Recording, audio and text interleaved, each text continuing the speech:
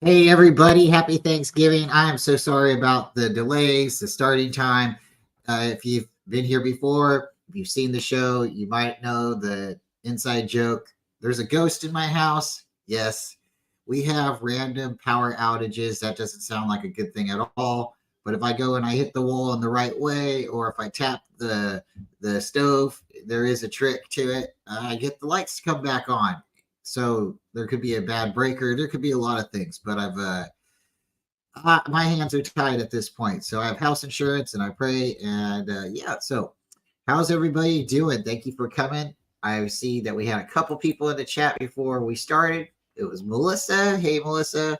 We have Darwin's Raven. That's Levi. And we have Chris Hansen. Hey, Chris, how you doing? So thank you everybody for coming. So I put together a little video for our little victory celebration.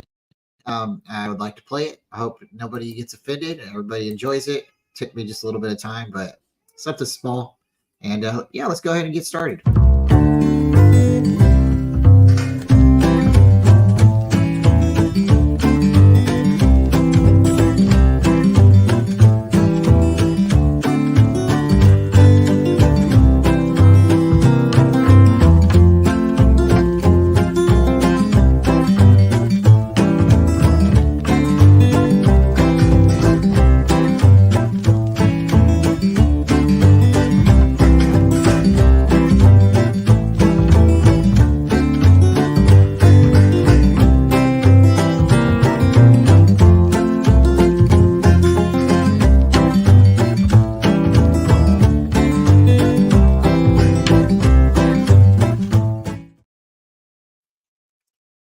Yes, I really like that. I really, really do.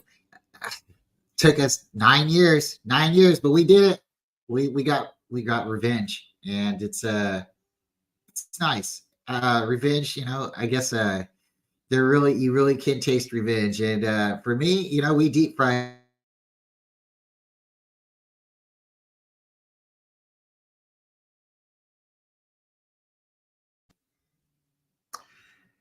Sorry guys if I have a power issue again. I got to figure out what's going on. We plugged in the Christmas light and turned on the coffee maker, and the next thing you know, my computer turned off. So if you guys see a little bit of a delay, let me know. I'm sorry. But it is a great day. It truly is. There was 3 great games on Thanksgiving. The first game, if you guys didn't catch it, was Green Bay and Detroit. And Green Bay did us a great favor. They truly did. We've gotten just that much closer. The number 1 seed is getting closer. It's closer and closer. We just have to take care of business. And then Washington and Dallas played. It's funny again. Dallas seems to just dominate teams that they're, well, I guess you could say, supposedly supposed to be, or you could say bad teams. I think any team in the NFL can win, but some teams just right now currently have a worse record. And if you look at Washington, they got rid of a lot of players. They got a lot of players. They fired their defensive coordinator. So the head coach might be next. But Dallas went in there and put up a really, really big game. Really blew them out of the water. Then San Francisco played Seattle. That was our game. Oh, that was a great game. It started out really great, and then it slowed down there a little bit. Maybe it was because our offense stalled a little bit in the third quarter, but we went up and we sealed the deal. I think Ayuk called the pass from Brock Purdy a dot. So if you didn't see it, it was in the middle of the field. He just threw it right, put a dot on it, and Purdy said he's seen BA and trusted him, and he just let it rip. So then we had our first ever Black Friday day. We've played football before on a Friday, but this was the first ever Black Friday. Now Black Friday is a national holiday, right? It's a designed holiday. It's kind of like Valentine's Day, but not as much kissing. So the Dolphins went to play the Jets, and it was a pretty good game for the most part. There was a lot of turnovers back and forth, but poor Jets, they just don't have an offense. They don't have an offense, and it's can't do anything when you don't have a quarterback. They've had multiple guys suit up and try to play, but the quarterback they need towards Achilles. So yeah. So from there, we're waiting. The Niners don't have to play a game until we don't have to play a game until December 3rd, and it's 4:25. So that's a good while before then. The Saints are going to play Atlanta. Pittsburgh's playing Cincinnati. Carolina's playing Tennessee. Tampa is playing Indianapolis. New England's playing Giants. Jacksonville's playing Houston. That might be the first game. That's actually worth watching. You could argue Pittsburgh and Cincinnati, but Pittsburgh doesn't. They have their quarterback, but he's not doing that well. They had to fire their coordinator there. So hopefully their offense can adjust. Cincinnati is now without a quarterback. We've played 3 teams and lost to 3 teams, and each team we've lost to somehow, some way has lost their quarterback for the season. Then you have Cleveland and Denver. That actually might be a better game than a lot of people think. The Rams and Cardinals, the Rams are starting to win. So you don't know. They're one of those games that, somebody's going to win. It could end up in a tie. For the Rams and the Cardinals, that's gonna be a division game that you want to at least hear out for. Kansas City and Las Vegas, they don't have. I don't think they'll have Taylor Swift, so we'll see how that works out for them. And then the Raiders, they've benched Jimmy Garoppolo, so since doing that, they did go on, I think, a 3-game winning streak, but they've lost their last game. So let's see what happens with them. We have Buffalo and Philadelphia. Now, this game, I would love to see something happen because you have Buffalo, and they just haven't been right this entire season. There's just something left, or something's not firing. So they fired their coordinator too. Shout out to Kenny Dorsey, our former 49er quarterback. Somebody who was thrown out there as a suggestion replacement for Kyle Shanahan. I think we should stick with Kyle. And then you have Baltimore, and you have, Buffalo and Philadelphia. If Buffalo beats Philadelphia, that helps the Niners get closer to that first seed. We don't want to ever have to put our future in someone else's hands, but that's where we're at right now. And then you have Baltimore, and you have the Chargers. And Baltimore could be that team that could end up going to the Super Bowl if they just keep playing the way they've been playing. The Chargers, if they could pull out a victory here, that could help them in the playoffs. But unless they pull it together, their playoffs is the only thing they're going to be playing for. And then you have Chicago and Minnesota real quick. And Chicago is a weird team. And so is Minnesota. But Minnesota's, they're coming together with Dobbs. And everything's been clicking since they beat us. So thank you, everybody, for coming. Let me bring in my buddy. Hey, David. Thanks for coming. How's it going? And doing really good. I've been having some power issues. So if I fall out, give me a second. I'll either come back in on my phone or I'll try to run outside and hit the breaker. I don't know. And shout out to this lovely lady. We really appreciate you coming through and hope you're having a great day. And we got Eric here. We got Crazy Juice. Bebop's here. Tony's here. Chris Hansen, Darwin, and Melissa. Thank you all for coming. So, David, I don't know if you caught it, but maybe it's a good opportunity to play it again. Maybe we've had a couple people here and they fell out. I'm going to play the video again. I made a little celebration video. It's about 47 seconds. All right.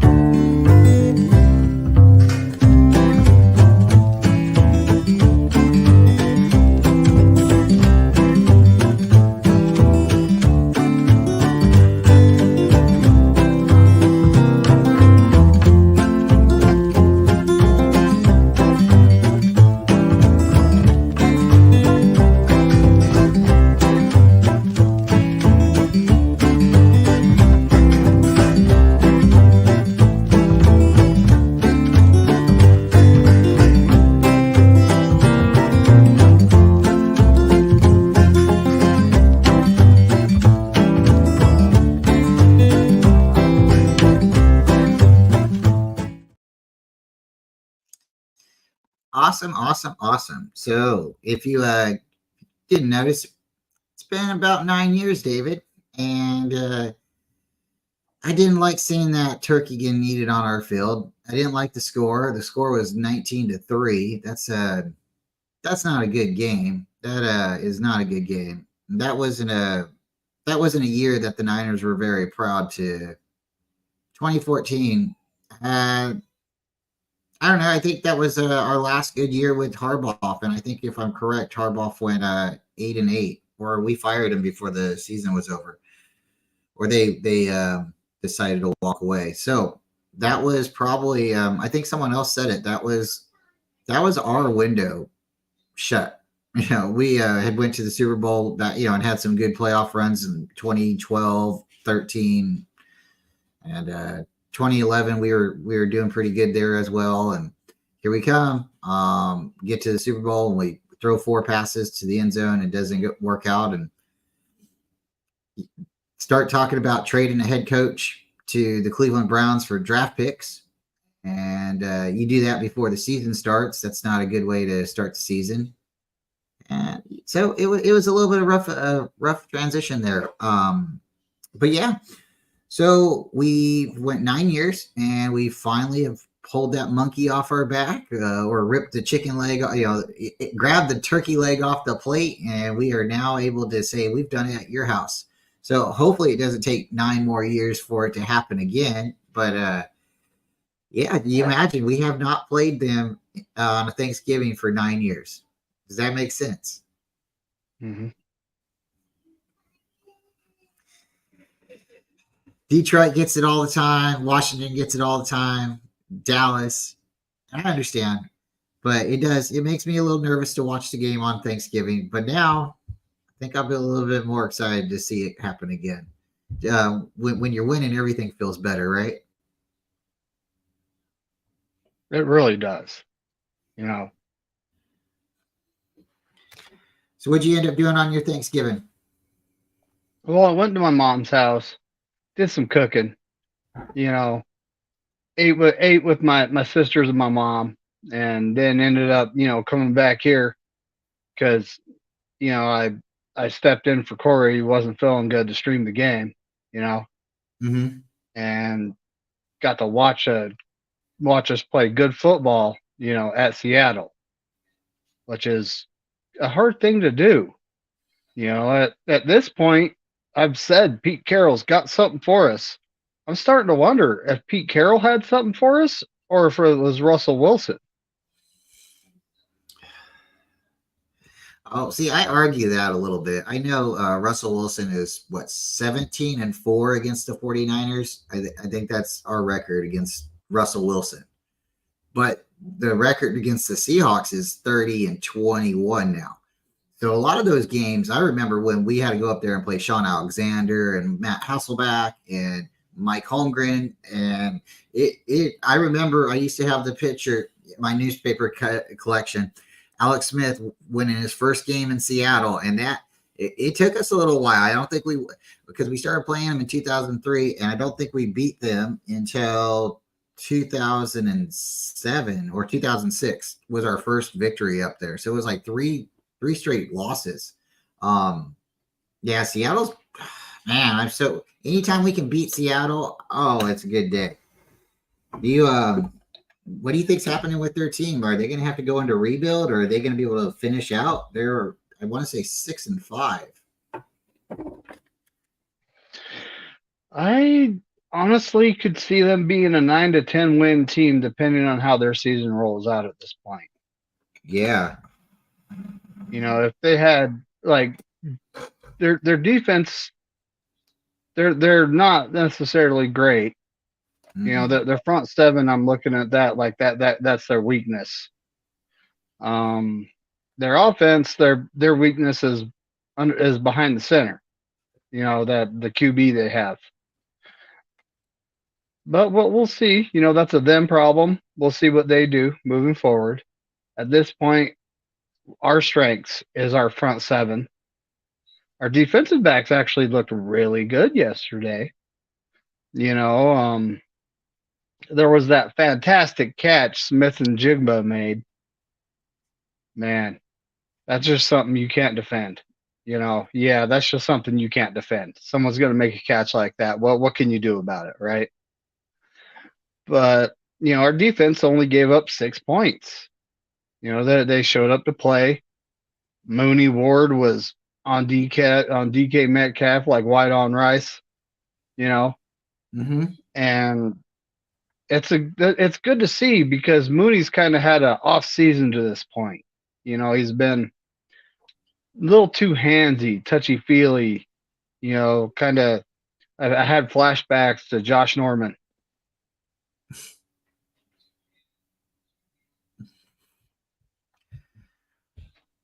I think the defense is really taking a little bit of a aggressive step forward, and I think it started with the defensive line for sure. Since we've gotten Chase Young, we've gotten the sacks. We've gotten the sacks. I don't think it's correct. So if it's not correct, please correct me. But I think I read 15 sacks since we've gotten him. If that's true, that's crazy. That's crazy. But it could be 5 sacks. But I know the Niners are definitely playing a lot better than they were playing when he was gone. And one thing that also has changed is the corners. The corners are stepping up to these wide receivers. They're not playing so far back. And it really shows that, maybe something changed, David. Something really changed. It's either these corners were told it's okay to make a mistake and play up tight because, we need you to play aggressive and, play your style. And if you make a mistake, it's okay. And I think with them doing that, the defensive line is, saying, hey, we got that much more time, or that less of time to get to the quarterback because these guys are pressing. These guys aren't giving up, the yardage. So the ball's not going to be able to come out as quick. And, another thing I thought was really neat. I think you said you were watching the game again. I've only watched I've watched it a little bit, the replays. So when you look at it, they had Bosa and Chase on the outside, and then they came on the inside and they flipped Armstead and they flipped Hargrave on the outside, which was really awesome. Let's bring in Raven real quick. What up, guys? Hey, Levi. How's the morning going? Going pretty good. We are really, really proud and happy. Thanksgiving came and gone, and we're still thankful. You only gave up 3 points, right, against the Seahawks? It was last time I checked. It was 3. Yeah, it was 13-31. No, we gave up 6. There were 6. Sorry, you're gonna lose to the Ravens by a field goal now. You only had 3 to give.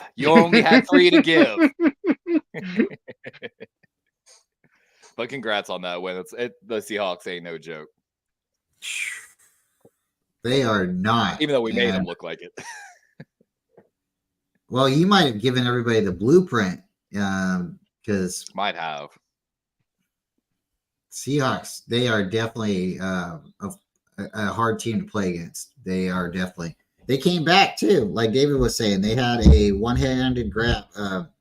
Cannot say his name. Nick Jigba. Njigba, yep. Yeah, that guy is woo. So they have Jigba and they have Jake Bobo to move forward, and they still have Metcalf and Lockett. But I think Lockett's getting closer and closer to either retiring or moving on. But it's kind of hard to see Lockett leave Seattle. He's been kind of. I definitely agree with that. It's kind of like watching Tyreek leave KC, or Stephon leave Buffalo, Jefferson leaving Minnesota. It's just iconic. So I feel you on that. It's going to be a heartbreaker, I feel like, for Seattle fans whenever that day does come. I'll tell you this, though. That Seattle team, man, if Geno was at least playing like he was last year, they'd be unstoppable. But just the offensive line and Geno. I recently saw, I think Geno's actually been dealing with some kind of injury that supposedly has been holding him back.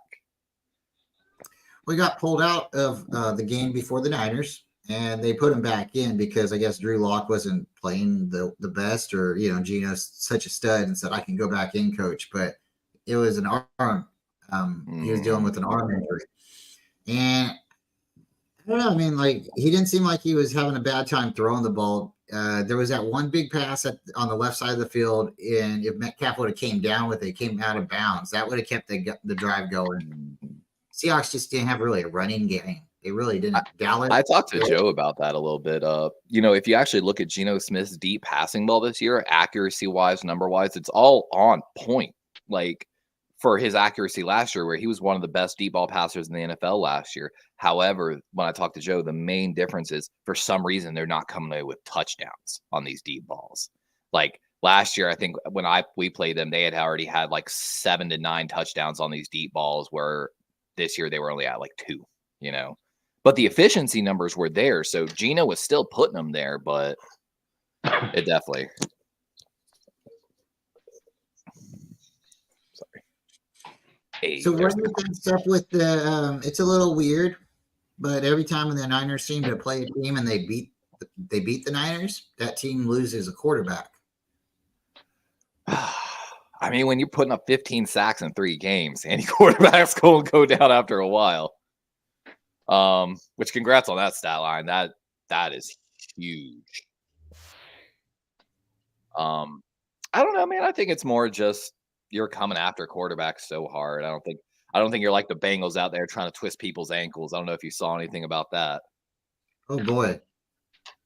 Yeah, they apparently the Ravens players took quite a few exceptions to, the hit drop tackle on Mark Andrews. I get that's hard to get out of the NFL. That was an accident. But there was 2 times after that where they took shots at Lamar, and one of them, Raven fans were losing their minds like at the stadium because Lamar was out of bounds. Dude shoved him and then also took him down by the ankle and was seen kind of twisting his ankle up a little bit. And so much so that our left tackle, Patrick McCary, came flying over from the opposite side of the field, started going at Bengals players on the Bengals bench. And then when the ref tried to break it up, he actually shoved the ref and started going after the ref. Like, if you're not going to protect my guy, I'm going to start swinging. And if you were there for that broadcast, man, I was screaming. I was like, this is what the Niners offensive line needs to be like when someone hits Brock Purdy. If someone hits Brock Purdy, if I was a Niner fan, I don't care. I want to see WWE versus Raw breaking out on Sunday Night Football. You feel me? Like, make it known you hit my QB, we going to have issues. So I didn't get to see your broadcast. I usually try to tune in and at least hit the live button, but I was not able to do that the last week. But if you got to see the Niner Turkey game, the Seahawks game, there was a point in the game that Brock Purdy had a black boot on his arm. It almost looked like a is it compression sleeve or something. Yeah. Oh, okay, so he's getting some flare up. I don't know, because he came back into the game and then I believe he threw I have to go back and watch the whole game, but he did come back in and then he threw the touchdown to Ayuk. So then somebody said, oh, well, maybe he's getting an arm fatigue or something, but it just doesn't make any sense to me that they would put it on his arm during the game. Well, I mean, if you go back and watch the Bengals game where Burrow, messed up the ligament in his hand, so it wasn't known before the game if he had an injury. However, last second, as the Bengal team arrived and was like entering M&T Bank Stadium to get to the locker room, the cameras caught like in between 2 players. He had a device like from here down to his elbow, and he also had one on his calf during the game. And this thing has a dial. It is a compression. Like there is a CPU chip in there, basically, that reads everything. And so it's slightly compression. It's slightly massage. It's heat. It's a little bit of everything. But it definitely shows that possibly that UCL might be kind of flaring up, maybe getting some inflammation. And, I mean, that's not good to see, but. Yeah, that's just something that I seen. And I was like, they didn't make too big of a deal about it. But I noticed it and like to find out if anybody else has got any thoughts on it. And again, it's all speculation. The guy could totally be fine, and it's like, oh, everybody wants to find something to nitpick about. It's not nitpicking. It's something that I seen. And David, sorry, go ahead. David, did you see that brace on his elbow, Brock Purdy's elbow during the game? I actually didn't. And it's a little concerning, it's like, is it sore? Do we need to limit how many times he's throwing the ball? That's kind of what the game looked like, considering how much we ran it. I know. I want to go back and watch that tape now myself. because that would concern me greatly. Again, I'm an outsider, so I don't know the Niners organization, their coaches, but from an outsider looking in, I see a serious issue. I feel like with your coach and your medical staff not sticking up for their players a little more. I mean, like, hey, maybe it's a game. Like I talked about it with y'all a few times. Brock Purdy had those concussions. He got a second concussion in the Bengals game, and no one said anything. And then when he was throwing all the interceptions, Niners Nation was losing their minds, saying bench Brock Purdy, and I saw it on Twitter, and I was losing my mind for y'all. Like I'm like, dude, cut the man a break, protect him. Dude, you're listening. You're listening to the people on Twitter now. That's exactly the wrong people. Yeah. But and it's one of those ones. If Purdy's UCL is just not injured, but just being aggravated, sometimes the scar tissue, you need to work it out by moving it and stuff. But man, what does that game matter to y'all, really? Like, I feel like y'all could have I just don't want to see Brock Purdy one game before the playoffs, like re-rupture his UCL because they wouldn't give him one day off from throwing. That's all I'm saying. Like, and again, I'm an outsider. I don't know nothing. Like,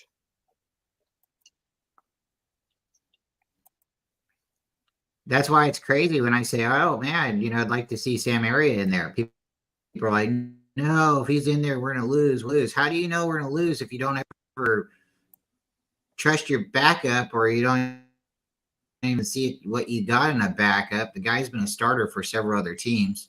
Pull the guy out in the third quarter, pull the guy out, halfway, why make him play, 5 minutes, 10 minutes into the fourth quarter, and then, oh, Sam, go out there and take the victory formation snaps.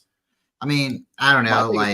I think it's like a slap in the face to your defense in your run game. You're saying, hey, I don't trust y'all to keep this lead and run it, run the ball out, basically. Like, don't be wrong. I understand, the swing and the tides of the game, but I don't know. Again, I'm an outsider. I don't know. I didn't even watch the game, so I don't have a good enough opinion. David, you look like you got something to say. All right. Always. Hey, at this point, our defense is playing better football than they have all season. Earlier in the season, they were giving up some yards, weren't giving up the points. At this point, they're holding teams under 300. Mm-hmm.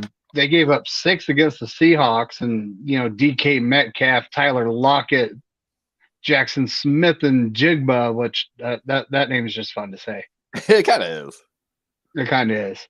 But they gave up at Seattle, at their house. It's like at this point I'm looking at the Niners like we can beat any team anywhere, especially if we keep playing like this. Brock Purdy's elbow, it's kind of a concern. I mean, but from what I've seen from our coaching staff, they'll limit his reps in practice, and they'll start to tone down the use on the arm, and hopefully we'll stop seeing that heater or brace that they had on it. Might have been a heater. Yeah, I think it was something similar to Joe Burrow's, where it's a combo of everything. Joe Burrow, like I said, during the game was actually still wearing it on his calf because, just so what if it breaks? They got probably like 10 other ones on the sideline waiting for him, kind of deal. Yeah. I did mean to ask you, and I'm sorry for y'all. I always mess up the name. Talafunanga, your safety. I'm so sorry. Talanoa Hufanga. Yeah. Torn ACL. He is done for the season, buddy. At least y'all have Jair Brown drafted well there. But that's a heartbreaker for y'all. I'm sorry. When I saw that come across my timeline, I know that's one of y'all's favorites. He really is. He's one of those players. He's got the knack for being in the right place at the right time to make the play. Mm-hmm. That's something that you can't coach up or train into a player. That's what we've said about Geno Stone, who's currently leading the NFL in interceptions. He's been he was a 7th round pick by the Ravens, was a borderline, constantly cut, brought back, practice squad. When the Ravens get decimated by injuries, we bring him back. He's been on and off our roster for years. But the one thing is always in preseason, he came up with interceptions and fumble recoveries because he's just always around the ball and plays with hustle, and it's paying off now. But we cut you off, Brian. Oh no, I was gonna say okay, outsider, but I love how you transitioned to David because David's always here for me. He's always here for me, He and really anytime is, David man. wants, David's got to just speak up anytime he wants to come and say something. And he He always speaks David softly does, but carries a big stick. but when he does speak, it's like you see what he just brought. He brings a lot of facts and entertaining energy and just great knowledge.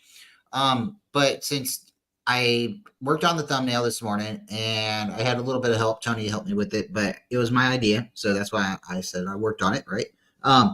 But from an outsider, and I love David as well being here, we have Joe Montana, Steve Young, and now we have Brock Purdy. Here, are we getting too crazy ahead of ourselves? And you are the outsider looking in. The guy hasn't won a Super Bowl. He's gotten close to getting to a Super Bowl. I'm pushing him ahead of Jimmy Garoppolo, who's got Super Bowl rings, who's been to a Super Bowl, who's been to an NFC championship game. I'm pushing him past Kaepernick, Alex Smith, Jeff Garcia, and Levi. Tell me, am I crazy? You're looking at Brock Purdy. He's played 18 games now. The guy has a lot of talent and weapons on us, but you've played football too, and you understand. You can have all the talent. You can have all the talent, but when you go up and you have to put it together with 10 other guys, sometimes it just doesn't work out. So it really doesn't. Let me get your thoughts on is Brock Purdy the third best quarterback since Steve Young and Joe Montana and Steve Young? Sitting here really running through my mind all the 49er quarterbacks, like I remember like Garcia, like you said, and some of these other guys. Of course, you kind of got to throw Kaepernick a little bit in there too. Took y'all to a Super Bowl, but of course the fall off is whew. So you know what? I will agree. I think currently Purdy might be the third best quarterback I've ever seen for the Niners. And I grew up when my first football game ever watching really guys was John Elway. So I came in watching the legends. To say what Brian said, you can look great in drills. You can look great with your teammates that you've been with for 4 years. But sometimes when you get with those new guys, you get behind offensive line. I'm telling you right now, he said it. I played football. I played tight end, linebacker, safety. I played almost every position other than quarterback. Because I'm telling you right now, I'm 6'3". I can see over the line. But when the chaos comes of that 5-0 lineman versus 4 to 6, defensive players, it gets crazy. And it's just something I know my brain couldn't do. So I give all the credit to guys. And that's why I also say when Purdy had those concussions, that's why he's throwing interceptions. It's a mental game. But when I watch Purdy play, it's Purdy. Like when I watch him throw, his motion, the velocity on the throw, the accuracy, it looks great. Like if you can't see the difference in his throwing motion and everything, and like fucking Deshaun Watson, you're blind. And that's how I found my boy Tyson Bagent in the combine. I said, man, his throwing motion looks a lot like Purdy, and Purdy's lighting it up. Now, on the cautionary side, I have to say this to Niner fans. I love Purdy. I think I told y'all to slow your roll on Purdy beginning of the season. He's making me eat my words, which I'm happy for y'all for. But, we had Joe Flacco. Joe Flacco had one of the most magic runs, 18-month runs in history. Didn't quite work out in the long run. Now I give people, Ravens fans and a lot of NFL people don't understand. Joe Flacco went through almost as many offense coordinators as Jake Cutler, and he was never the same after the ACL injury. So I think Purdy's got the chance. Will he pass Montana and Young? Ugh. It's way too early to say, but God, Niner fans, you got a lot to be excited for. I think the young man's genuine and the real deal, to be honest with you. And that's my take. Oh boy, when David comes back, we're gonna give it to David, but I kind of agree with you. Garcia, he had a lot of good seasons there. There was 3 seasons that he went to the Pro Bowl. I think from 99 to 2002, he was a pretty good quarterback. So I think it was really 2000 to 2002, because 99, I think, was a horrible season for the Niners. T.O. never really got along with him. T.O. was his, superstar. T.O. was a yards after the catch guy too, because our offense couldn't throw him the ball deep. There's that game against the Vikings where T.O. standing on the sidelines getting mad and tears coming down because he could see what Moss can do on the other side of the field with his quarterback. And he knew his quarterback did not have the talent to go deep the way he had the ability to. So if you put him, back with Steve Young, you put him with another quarterback, and that's why they came out with the Michael Vick Nike commercial. You remember the Nike commercial with the feathers? And and it's weird because they ended up making it to Philadelphia with those same colors. So it's really, really weird. Conspiracy in the morning, everyone. But Monday morning conspiracies with Darwin, David, and Bryant. Just kidding. That's right.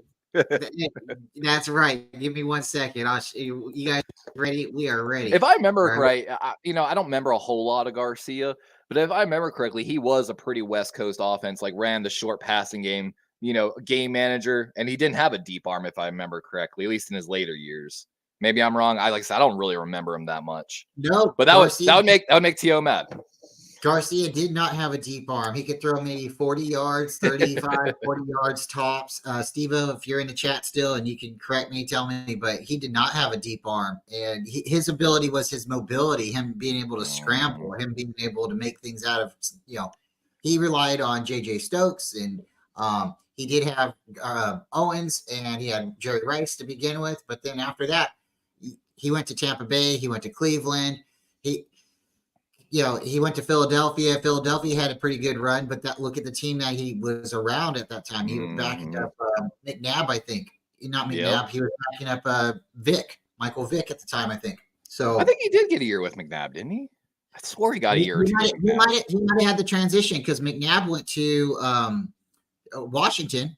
Yeah, I remember that. That was so sad. Oh, man. Hey, you know what I thought was a good fit, and I really wish the guy would have got it?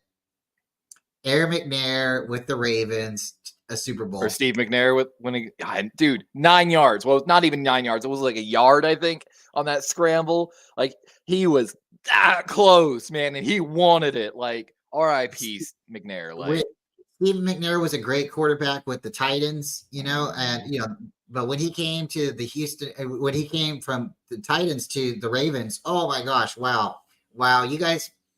We finally had a passing game. We finally had a passing game for the first time. Guys are scary with a good. Even when we won our Super Bowl, we didn't have a passing game. Trent McDilfer. Well, you can even. Okay, so Steve-O says Garcia was a jump passer, hard to throw far that way. I agree. So he was out there Tebowing it. Well, okay, hey, I swore I saw a jump pass the other day in the NFL. Might have been Lamar. You could almost say that both Super Bowls you've won, you guys haven't had a passing attack. And the reason I'll argue that, and I can make that, this is my statement, is because you had Torrey Holt and Joe Flacco, and the dude would run down the field. Torrey Smith, but yes. Yeah, Torrey Smith, sorry. Yeah, sorry. Right. And we got him too, so I always make him. But he would jump up in the air, and he'd come back down with the yellow flag every time. Well, see, that's part of the game plan. That's what kills me about when I watch some NFL games. I'm like, just take the shot deep. Throw that ball just on the edge out of bounds where your receiver can't get it. Oh, that's actually Odell Beckham Jr. is leading our team in drawing pass interference flags because he's veteran enough to know, I can't really catch that ball. But if I turn and I kind of make some body contact, shit, I can get the. And that's what we did. Now you say we didn't have a passing attack. We had Jacoby. Now, hold on. Let me correct this. We had no passing attack other than the deep passing. But that's what won us. The Mile High Miracle, Jacoby Jones, Torrey Smith, and Anquan Bolden just putting in work, basically. Like, that was our game plan. That's my favorite offense. Power run, vertical passing scheme. Run it down their throat, and when they load the box, play action and bomb that bitch. Anytime you see a one-on-one single high safety, double go, launch it. Try to create the flag. Like, and you'd be surprised how often that shit works. And you know why? I'm super like I just don't like that offense. I love the offense. But you know why it doesn't fly with me? Because when we got that wide receiver, because we got both Anquan Bolden and we got Smith. And when Smith came, it was supposed to be the same. And Crabtree. We were supposed to say, okay, Kaepernick, just throw it to him. He's going to jump up in the air. He's going to come down with it never worked out. So, Baltimore's when been people- searching for that 6'5" deep guy that can jump ball for God knows how many years, like so fucking long. We wanted DK Metcalf so bad. If Lamar had DK, the game would be over. I'm telling you right now. It would just be jump balls into the back pylon every play. Like, we had a pass. We had a pass against the Seahawks this game, and it was like finally a got 4th David out. back. They said if it would have been the older school rules, just a couple years ago, they would have said, that George Kittle would have came down with that pass and it would have been, considered a force out.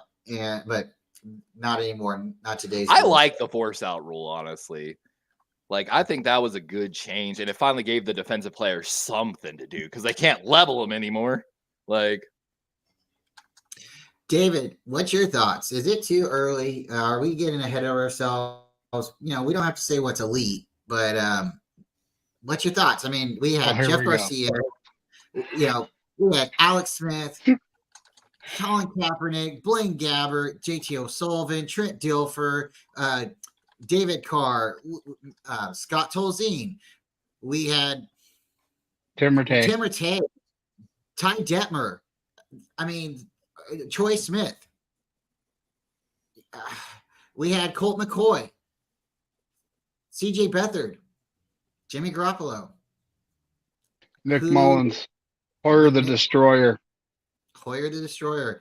Since Jeff Garcia, since our Steve Young and Joe Montana, who's currently your third highest rated quarterback. They don't have to have, none of those guys that I've mentioned have a ring. They might have been to a Super Bowl, but right now we got Brock Purdy. So who's above Purdy? I'm not putting any of them above Purdy. ooh. I mean, Jeff Garcia was a good quarterback and he knew how to win. But it always seemed like, he would go somewhere and then all of a sudden we'd have problems and we wouldn't come out with the W. He did have that humongous comeback versus the Giants in the playoffs. So, that's something we haven't quite seen out of Purdy yet. We did last season. We saw him go punch for punch with the Raiders who showed up to play us. They started Stidham and came from nowhere and they went punch for punch with us all game. And he went punch for punch with them and we ended up getting the W. But, at this point, we haven't quite seen him come from behind. And, it's not necessarily his fault that we haven't been behind. He's doing his job. He's putting up points. Defense doing their job, During the Vikings, but we did see during the Browns game him get us downfield and get us in a position to win the game.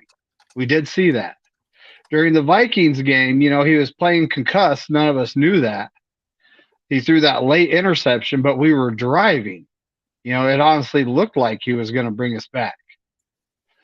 So that I believe that's the one thing that he's missing at this point is, can he pick the team up on his shoulders, which a young quarterback, they shouldn't have to do that at this point in their career.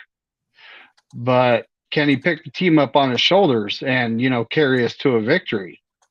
And in the next several games, we have the Eagles. That's going to be a tough game. Then we have the Seahawks at our house, and they're going to be trying to prove something, but, we'll see how that rolls out. Then we have the Cardinals, which they're pesky. They're not good this year, but they're pesky still. Then we got the Ravens at our house, and now that's going to be a good game. And out of all these games, there is potential for him to have to come put us on his shoulders and carry us on a game-winning drive. That seems to be the one thing that he's missing at this point. But I have to put him third. I have to put him just above Jeff Garcia.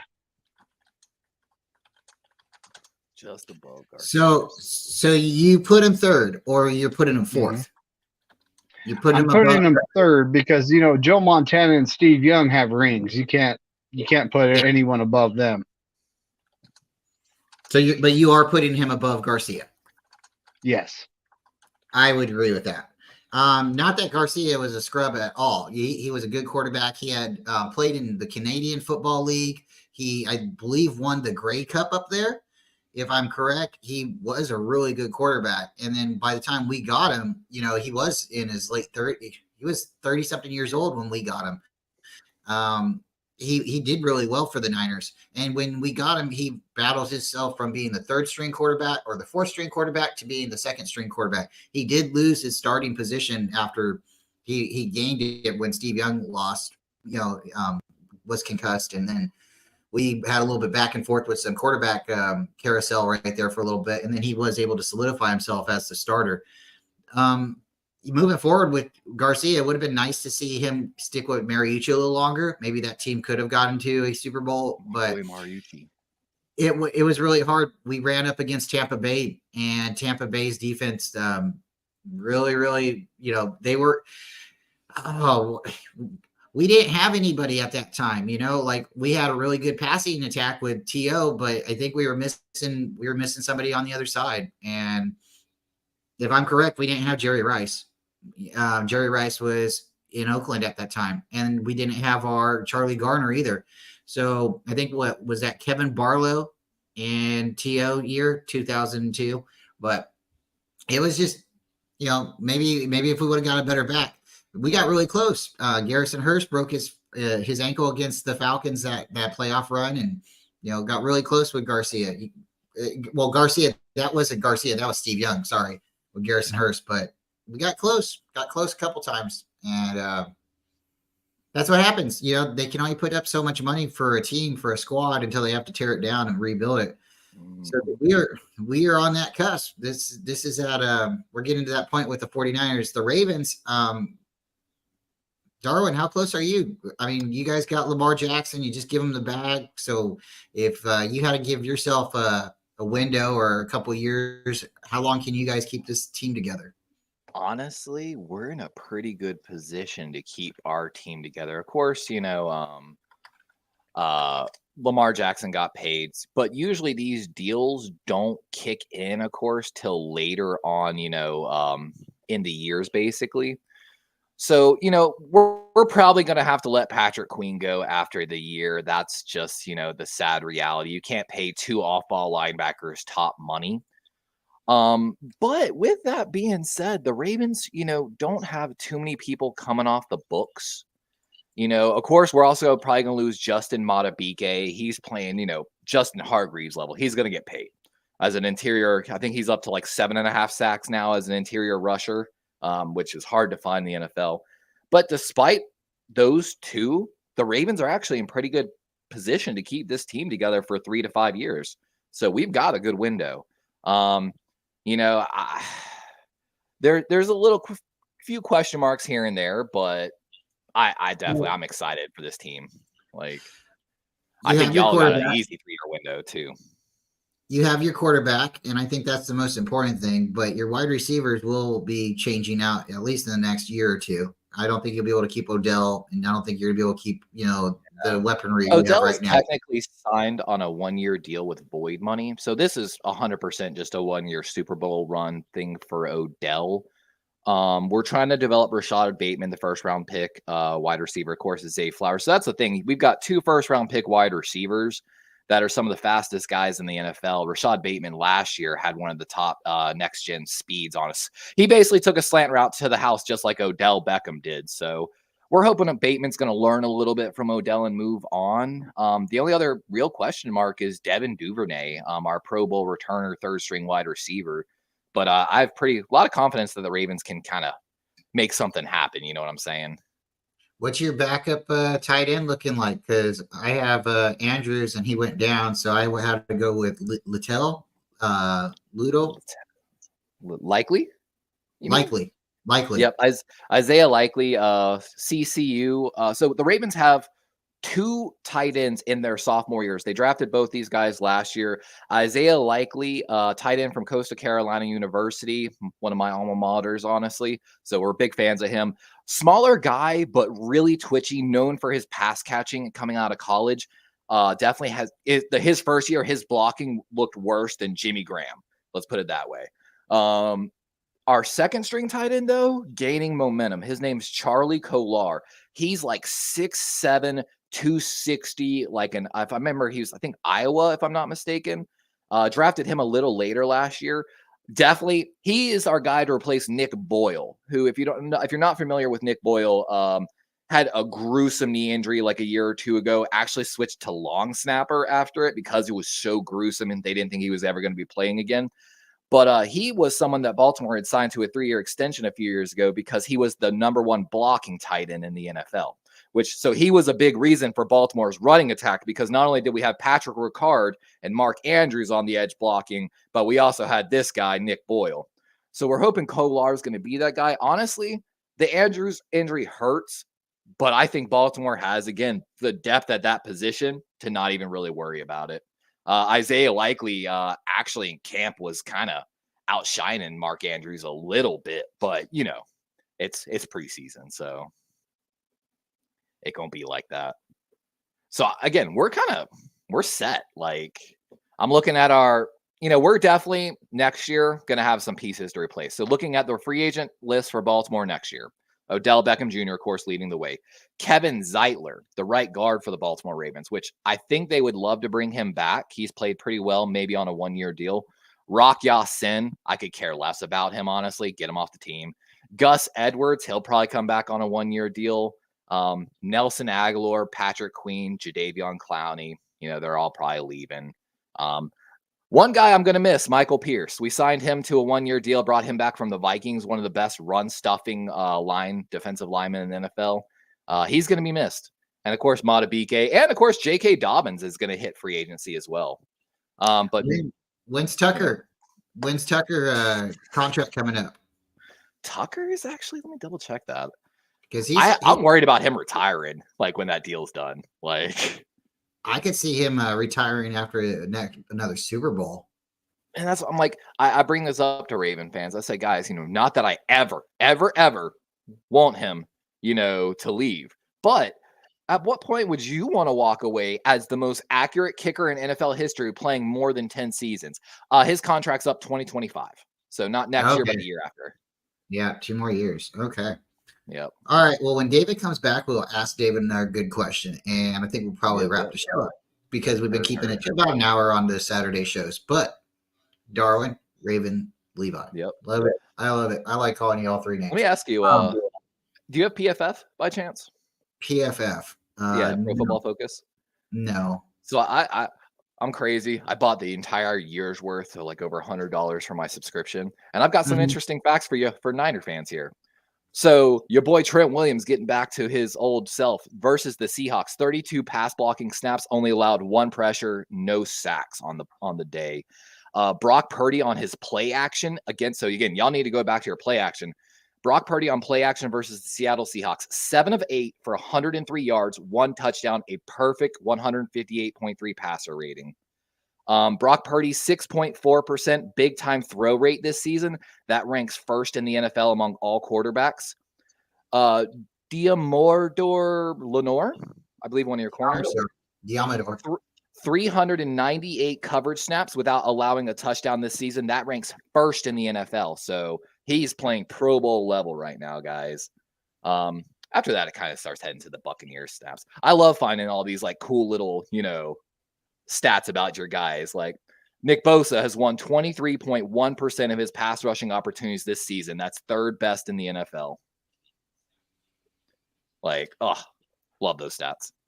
Yeah, we liked hearing about it too, but we didn't like hearing anything until we got Chase Young and those sacks started coming. We're like, oh man, you're getting the quarterback. You're not giving the quarterback. It's not. That's because what y'all expected. I believe Drake Jackson, if I remember correctly, was supposed to be y'all's like breakout guy beside Bosa this year. Well, his first game, 3 sacks. Exactly. Like, come on, you broke out, and what you still? What year is he in? Technically, year what? 2, David Drake Jackson. Yeah, he's on year 2. Okay, and he's currently on IR. So sophomore slump a little bit, but the thing is, it's so conspiracy. Younger players, they always start the season hotter. It's just they give it their all, and then by about halfway through the season, they're like, "Oh my God, what's going on?" Like, and I hate seeing injuries.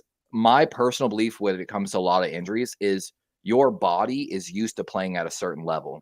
You didn't condition your body up to that level again. And so your body tried to do something that it physically cannot do anymore. And that's my personal belief where a lot of injuries come from. I felt like that's where when I snapped my leg in half, I was like, yeah, I had no business being out on that football field, honestly. Like, so that's sad though. I'm sorry to hear that he's on IR. Well, again, I don't want to make light of anybody's injury or anything like that, but it is weird that he's on IR and we got Chase Young. And do you think he could be a trade candidate when he's healthy for next year? I think we would probably keep him to see if what else he's got. He's supposed to be pretty good. He was in the weight room a lot last year. They said he came into camp, he wasn't in NFL shape, and after hitting the weight room for a while, they said he got a lot bigger, and then it didn't appear that way. Hey, Tommy, thanks for coming. So Tommy's he likes to joke, and some things, aren't jokes, but Tommy's still a good guy. So I have a question. It's kind of a little bit of a fun game if you guys don't mind playing. Let's have Raven here tell us his you're going to debate. You're going to give me your argument on why Brock Purdy should win the MVP. And David, I want you to give me your opinion and your argument on why Lamar Jackson should win the MVP. Give me a David's minute. Gonna need a minute. Hold on. I got to pull stats here. I got to find a valid argument. So the reason I'll open it up. So Brock Purdy, 17 games, 18 games, playing crazy, barring a Super Bowl run, a Super Bowl appearance, could be arguably said one of the best quarterbacks in the league. And yes, he has a great cast around him, but he's doing it, and the amount of money he's being paid, the amount of money, the draft selection, the injury he came off of, his time again. He's a rookie, right? He's a rookie. So, or is he a rookie? Have we determined he's no longer a rookie? Then for Lamar Jackson, guys had a lot of talent, a lot of athleticism, phenomenon. Totally, probably one player you could say you can't replicate. There's not going to be another Lamar Jackson coming out. The guy can run, throw. I even think I seen him kick one time. So he's just really great. And for him to be able to stay in Baltimore with the team who drafted him, he believes in his team believes in him. You can see how they've grown around him. They've been injured this entire season, but they've been playing through the injuries. I know every football player is injured, from game one to the end, but the only thing that he needs the next thing he needs on his list of achievements would be what? Oh, I refilled it. So the Super Bowl ring, right? So I think both of these guys are really aiming for a Super Bowl ring. They're not trying to get MVP of the league, but I think both of them have a good opportunity to win it. So looking at your boy, Brock Purdy, there's actually a couple stats he's leading the NFL on PFF. Now, of course, we talk about it all the time, guys. PFF's a great tool, but it's just like the combine. It's numbers. It doesn't tell the full story. And NFL players scream that all the time. So your boy, Brock Purdy, though, if I'm not mistaken, we're going to exclude Jaren Hall because Jaren Hall doesn't count. He's like a third string. Hasn't had enough attempts. Brock Purdy is currently leading the NFL in yards per attempt at 9.4 yards per passing attempt. And guys, that's almost a full yard on every other quarterback on the average. Weird stat line too. Brock Purdy is running the ball efficiently. On his PFF grades, he's actually the highest ranked run grade for quarterbacks, grading at a 90.6 on his runs in the NFL right now, which of course I don't have the actual number of runs here. But so when he is running, he's running very efficiently, even more efficiently though than my boy Lamar Jackson. And you've got to give it to anyone that's playing with that UCL, came back in as short a time as he did. Yes, the 49ers have, a lot of talent. Same could be said about my Baltimore Ravens this year. But at the end of the day, the Niners, I don't know, man. Just this, I feel like, is the best team I've seen in Niners Nation in a long time, just like my Ravens Nation. And I don't know, man. Co-MVP. I can't even make an argument here. All right, David, let's hear your rebuttal. Well, Lamar Jackson is the best player on the Ravens. The Ravens are a good football team. You know, right now he's among the league leaders in completion percentage, and he's got 12 Brock Purdy touchdowns. is leading the NFL in completion percentage. I excluded. Yeah, that's why I said among the league leaders. You know, love it. And he brings more to the table than just passing the ball. You know, he can run the ball, and when he's playing, the Ravens win. So, barring something bad happening, which I honestly hope he's healthy, and I hope we get to play a healthy Ravens team when they make it to our play. All healthy too. That's the argument for Lamar Jackson. He's the best player on a good football team. And you know what? I told a lot of Raven fans this. It's not going to be Lamar Jackson that's going to be the difference this year. It's Todd Monken getting rid of fucking Greg Roman, man. Thank God. And yeah, I know y'all know all about it. Like, case in point, Lamar Jackson, according to PFF. So Brock Purdy leading big time throw percentage in the NFL, but Lamar Jackson is reading big time throw rates under pressure this season. 11.7% big throw rate. Again, leading first in the NFL in that category. So my boy under pressure is dropping it deep, and your boy Purdy is just saying, I don't care. I'm going to drop it deep and drop it to dimes to everybody. That's, what is it, 70.2% completion rating for Purdy, I think. Again, pretty healthy lead over the rest of the NFL. Like, what round was Lamar drafted at? He was first round pick, but what very last pick, man. We traded back up. The New England Patriots allowed us to trade back up into the first round and select him. And what's crazy about this, guys, is so many of the Raven fans, the Ravens flock, we have EDC, Eric DeCosta, who's our current GM. There were a lot of Raven fans who were talking shit about EDC and saying he couldn't run this team. People don't realize, like, who do you think constructed this roster? Like, you know what I'm saying? Like, yeah, and this is the beauty of it. I don't know, again, if y'all know this. The Baltimore Ravens have only had 2 GMs in the history of our team. The first is Ozzie Newsome, who is going to go into the Hall of Fame as a Hall of Fame GM front office. He's in the Hall of Fame as a tight end already from the Cleveland Browns. EDC, our current GM, was our scouting director. He was offered the GM job of the Giants, the Cowboys, the Eagles. Like, basically, I don't know if y'all remember Jason Garrett. You got paid a lot of money to stay in Dallas and be Wade Phillips' successor. We did the same thing with Eric DeCosta. We have been grooming him to be our GM for over 10 years behind a Hall of Fame GM. And Eric DeCosta's first move as a GM and Ozzie Newsome's last move as a GM during the transition was going and getting Lamar Jackson and starting the new franchise under EDC. How can you be mad? Like, well, Raven fans kill me. I think, both arguments are fantastic. No one's wrong here. It's pretty well even split. I think we would just have to sum it up and, summer all it and say, doesn't matter if you're a first round pick or if you're Mr. Irrelevant, you could be behind a good team around a lot of good players, good coaching, good franchises, and, put all the spices in the pot, mix it up right, and you could become an MVP or potentially a Super Bowl quarterback. So I don't think it would be crazy to see the Ravens in the Super Bowl, and I don't think it would be crazy to see the Niners. And I tell you what, if that happens, I'm getting goosebumps right now. But what's that conspiracy theory about the colors? Didn't one y'all tell me that? The conspiracy theory about the colors before the season, like on the logo? Okay, for the Niners? I swore it was in one of y'all's chats. Like whatever the colors on, like whenever they announce the Super Bowl, whatever, there's colors on, and whatever the colors are has been like the Super Bowl matchup for the teams. And like I think it was like, it could be Niners, Ravens, or like, I don't know. And I have to look this shit up now. Like, oh, sorry. No, yes, definitely. If you guys want to go a little longer, we'll go a little longer. We got a lot of people in the chat, but if you want to wrap up, just use the private chat and let me know. Chilling. I'm going to shout out Wolf. Thank you for coming. Pterodome, Rick Diaz.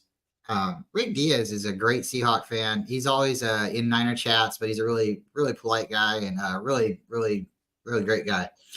So, David, what's your thoughts, man? Are we back? Are the Niners back? It's been you could say maybe an up and down season. 5 wins, 3 losses, 3 wins. So, is the sky the limit, or how are you feeling right now? I truly feel like the sky's the limit. We got to play good football. This last game, we only had 3 penalties, which is much better than we've been doing. So as long as we don't shoot ourselves in the foot, we can beat any team anywhere.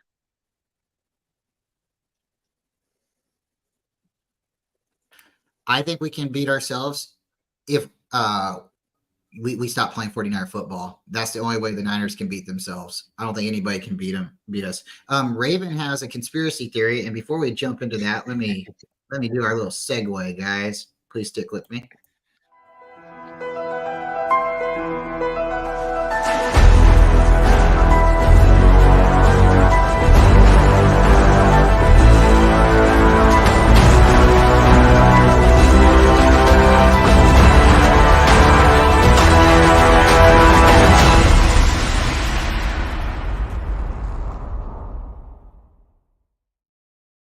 That made me cry a little. It's that part.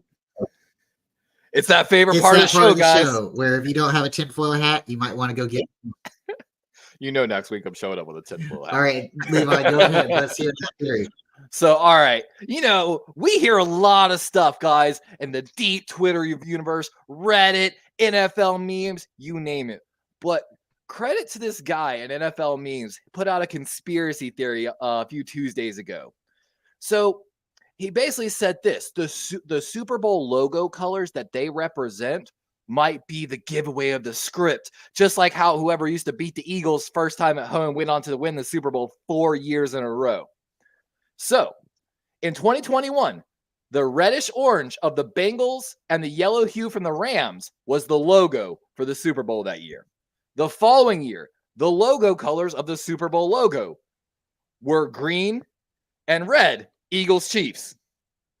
So this year, what color are the logos? Purple and a shade of red. Leaning people to say, is it going to be the Vikings or the Ravens in it? And then who's the red team? Chiefs, Bucks, Cardinals, or Niners, basically. And a lot of people are saying, ooh, Raven Niners rematch. But, it's just a conspiracy theory. I'm just saying, but it's one of those ones, man. If it comes into fruition a 3rd year in a row, I think Twitter universe is going to erupt. And for those that don't know that what I was talking about a minute ago, there was a stat line that goes back to that plays into my Ravens. I think my Ravens were the final team. But there was a stat line that showed around that time that whoever was the first team to beat the Philadelphia Eagles at home for the first time that season went on to not only star, but win the Super Bowl. And that was a stat line that proved true for 4 years straight, which is a little crazy if you ask me. But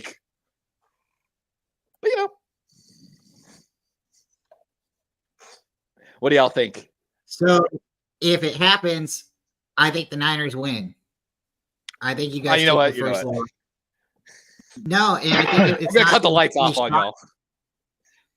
It could happen again, but it could be totally opposite. Like the Niners could be blowing you guys out in the first, and then something weird happened. But I don't think the Niners are going to lose three straight in the Super Bowl. And you guys are already won 2. I don't think it's going to hurt you guys at all to lose a Super Bowl. I think you guys probably would even go in as the favorites to win.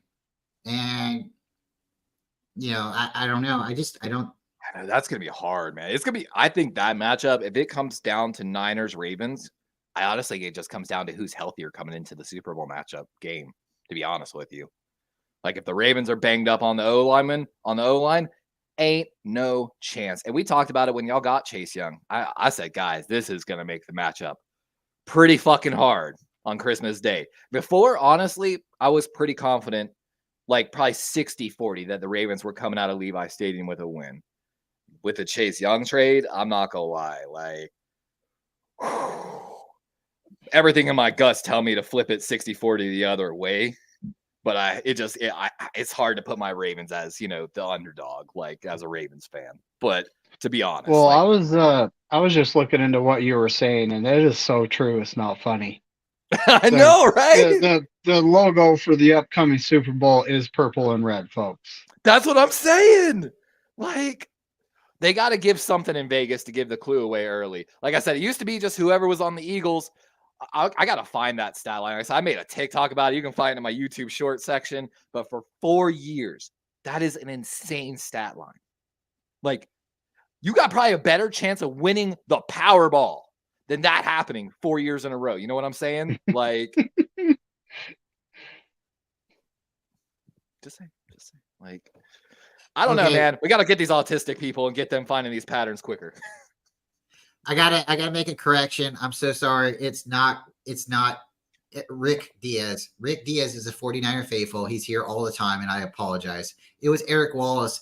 The green, and no shot against you, but the R and the E, apologize. I wear glasses, but Eric was here the other night, and he was saying a lot, and he's just a very polite guy. But Rick is a great guy as well, very polite and true faithful. But I apologize. Wanted to make sure that was on the record and everybody could hear. But yeah, we are. If you got a prediction for the Super Bowl, throw it in. It is early. Can you But imagine? again, Purple it is a was little the Vikings wild. to Josh Dobbs. Josh Dobbs carries the Vikings all the way limping into the Super Bowl. Can you imagine, guys? Like the story. Oh wow. Like if they're the purple rep, there's only two. So if the conspiracy theory is true, we know the purple. It's just whether they're on the AFC or the NFC side. Which, looking at the NFC side, I think it's the AFC side. But Okay. So without speaking about the Super Bowl right now, just the playoffs.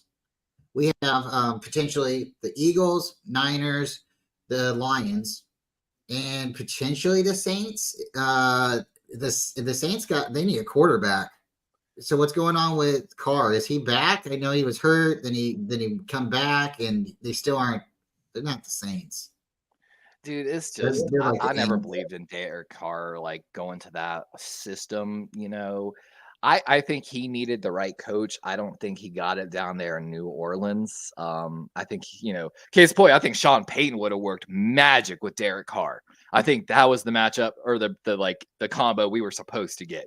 Derek Carr and Sean Payton, I think would have been an all-star combo, much better than Russell Wilson.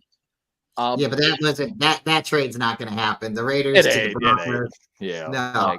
But what would have been nice is maybe seeing Carr go to the Colts, or maybe seeing Carr go to the Titans, or even Carr to the Giants.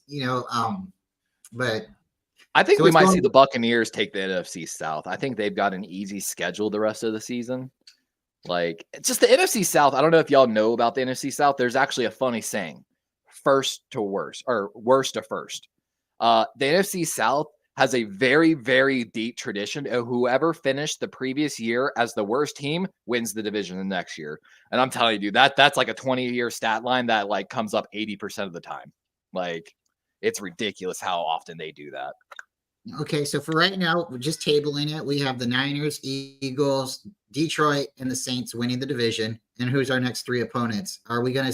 Is it safe to say Seattle's playoff team, or do we have to wait? Oh, I mean, if you look at the standings, you're going to have to face the Cowboys. They're 8-3. They're coming in. Cowboys are Even- going to be there. David, can we agree? Cowboys are there. But after that, you got the Vikings sitting at 6-5, the Seahawks sitting at 6-5. Like, Is that our Packers- next three? it's got to be Vikings or Seahawks. I feel like it's just the question of who. Does Josh Dobbs continue this magic journey?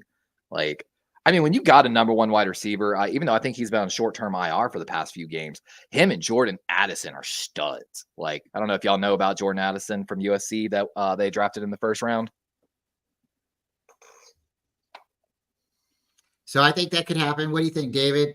Vikings, Seahawks, and Cowboys fill up the remaining playoff spots. Well, at this point, I'm thinking the Cowboys for sure. The Vikings, the other three teams, it's all a maybe. The Seahawks, they need to win some games. Yeah. They got to You get know, they need to win 3-4 games and cement their spot in the playoffs. I mean, it's really hard to say. I'm honestly thinking the Packers. Oh, I'd You like know, that. I'm honestly thinking the Packers go on a run and, you know, that they make a bid for the playoffs. The Vikings, I think they're going to fall off at some point and, you know, How miss you the feel about playoffs by a game or two, you know. how you feel about the Um, Buccaneers? I think they're going to have to win their division to make it. exactly. And they're only one game back from the Saints, so that, you know, that division is kind of a mess. Either one of the three teams, the Falcons, the Buccaneers, or the Saints, could be the, you know, getting into the playoffs from that division. So right now, the only locks I have are, you know, the Eagles, the Niners, the Lions, and they honestly have to win a couple games to lock in their division. And then, you know, the Cowboys, I know they're going to make it, you know. And then the rest of the teams, it's kind of who's it going to be? You know, out of the Seahawks, the Packers, the Vikings, and you know, the three teams I mentioned in the NFC South. You know, this NFC is going to South be finished last year. Buccaneers took the division at 8-9. The other three remaining teams in the NFC South all went 7-10. A 3-way tie for last place in the NFC South last year. So, or you could say a 3-way tie for second place. Glass half full or half empty. Okay, so if you look at that though, the Falcons finished last year. So if they continued the last to first trend of NFC South, in which the Falcons are one game out and currently sitting technically second according to stats in the NFC South. So Falcons might limp into the playoffs according to the trend. What's going on with their quarterback? Falcons quarterback. I believe they down to Heineke now, if I'm not mistaken, the former Washington Commander quarterback. They gave up on Ritter finally, the former Cincinnati guy. Now, is he hurt? Is Riddler hurt, or is he just benched? I think they just benched him. Let me double check real quick though. But he was a third-round pick, of course, out of Cincinnati. You know, in Cincinnati, he was known as a system, very highly accurate quarterback. But just, you know, didn't have that elite arm, more of a timing guy. And a lot of people question if he could make the transition to the NFL. I thought he could be a system guy, but he is just not getting it done. So confirmed Monday that Ritter will reclaim the starting quarterback job against the Saints, and the Falcons plan to stick with him for the rest of the season. So either they pulled him. Okay, he had a hamstring injury is what it was. So he missed 2 games due to hamstring injury. Okay. I just, that's what kills me, man. I think the Falcons had a team this year, a lot of really good young offensive and defensive players, and they just chose to not do anything. Like, I'd be pissed if I was a Falcons fan, to be honest with you.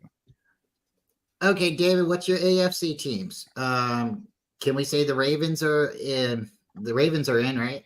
We have the Ravens. Yeah, we should take our division. What's your?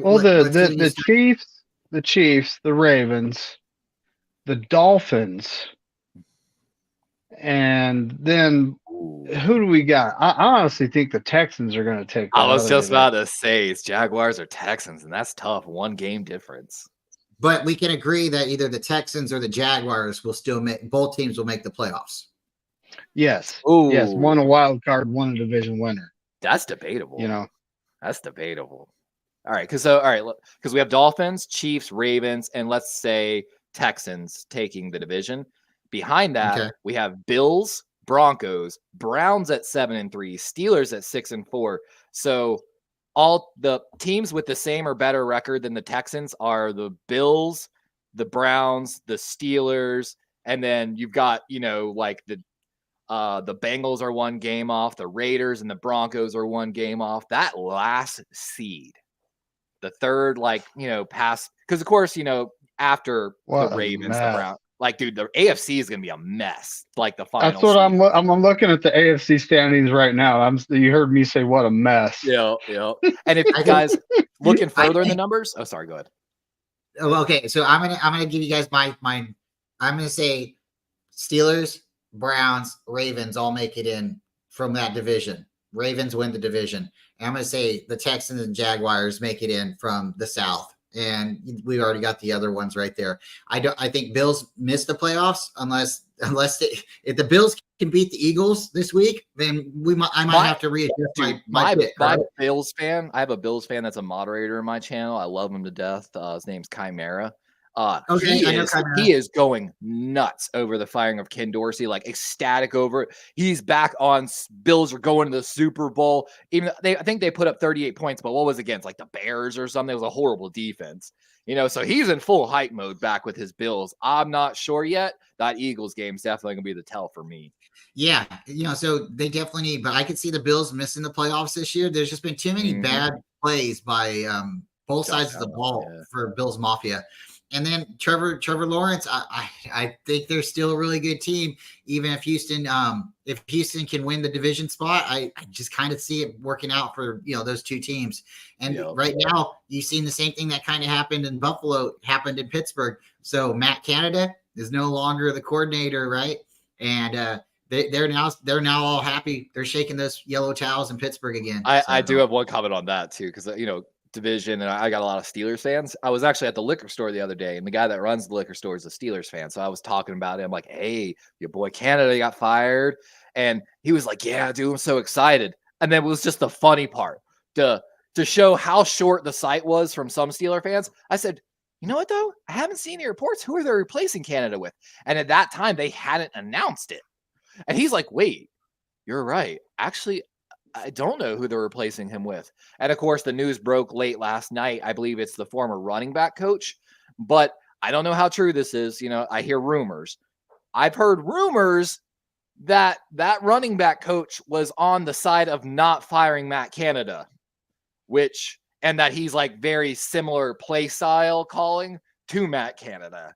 So it might just be replacing 1A with 1B potentially. Steeler fans might want to just wait a game because they got a good defense. They got a really good defense, but they're having a problem with their offense. And they got TJ Watt. It's like having your boy Bosa. You got this Ferrari, and you're wasting it. David, what's your thoughts on the AFC? Who would be your other three get in? Yeah, let's hear it. Well, at this point, I'm honestly thinking the Broncos are going to squeak in. The Browns, I think. I'm starting to have doubts about them, actually. Well, they don't have a quarterback, but right now they're 7-3. That's my problem. Their record's so just already loaded one way that they could probably almost lose every game and still somehow limp into the first round of the playoffs, especially with that defense. God. I mean, I don't know. The Browns are. I'm honestly on the fence about them too, though. I have to be with you there. Yeah. And then, I think the Broncos are going to squeak in. The Texans. Yeah. Honestly, think the Steelers might overtake the Browns because the Browns don't have a quarterback. I have that same feeling, especially if the Canada firing is a big change for the Steelers. I mean, they definitely will take the Browns out of that. And as for the final, I'm honestly looking at the Bills. Like, they have to beat Philadelphia. That they have to get hot at some point to do it. But I'm looking at the Bills. I don't see them missing the playoffs. Fun fact, that Jaguars-Texan clash is going to be so good to watch, guys. So, of course, Jaguars 7-3, and then AFC South. Texans 6-4 in the AFC South. Points for, check this. Jaguars 230, Texans 238. So an 8-point difference. Their points against 204 to 208. So we're talking, guys, the overall score differential between all of their games is 4 points. So they are so close that I think that's going to be a must-watch game, probably come down to the wire. I'm actually about to check their schedule. I got a feeling that's probably going to be the last game of the season for them. All right, Teardown, welcome to the show. We are talking the AFC prediction. Middle of the season, anything can happen, but we're starting to see the playoffs break, into form, come into form. So we were, all of our humble opinions, but we want to hear yours. We'll hear your AFC, and then we'll go to the NFC. We already did our NFC, but we've all come to the conclusion that it's going to be the Chiefs, the Ravens, the Dolphins, and potentially you could go either way, the Texans or the Jaguars. And then not everybody agrees, but I would say if the Texans don't make the division, they get into the playoffs, or vice versa. They'll have two teams. So what's your thoughts? Who in the AFC is going to the playoffs? I definitely had the Browns going to the playoffs this year as my team that didn't make it last year, but that's going to be the up surprise this year on the AFC side. And I had the Saints on the NFC side as a team that didn't make it last year, but will be there in a wild card at least this year. Okay, let's go ahead. I'm sorry to stop you. So just keep it AFC, because then we'll go to the NFC.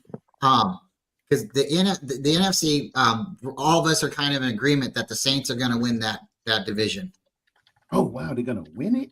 Oh wow, yeah, because I think that's all they got is Atlanta. But on the AFC side, you're gonna go with those 4 division winners. You need. Are we going to go with 3 more?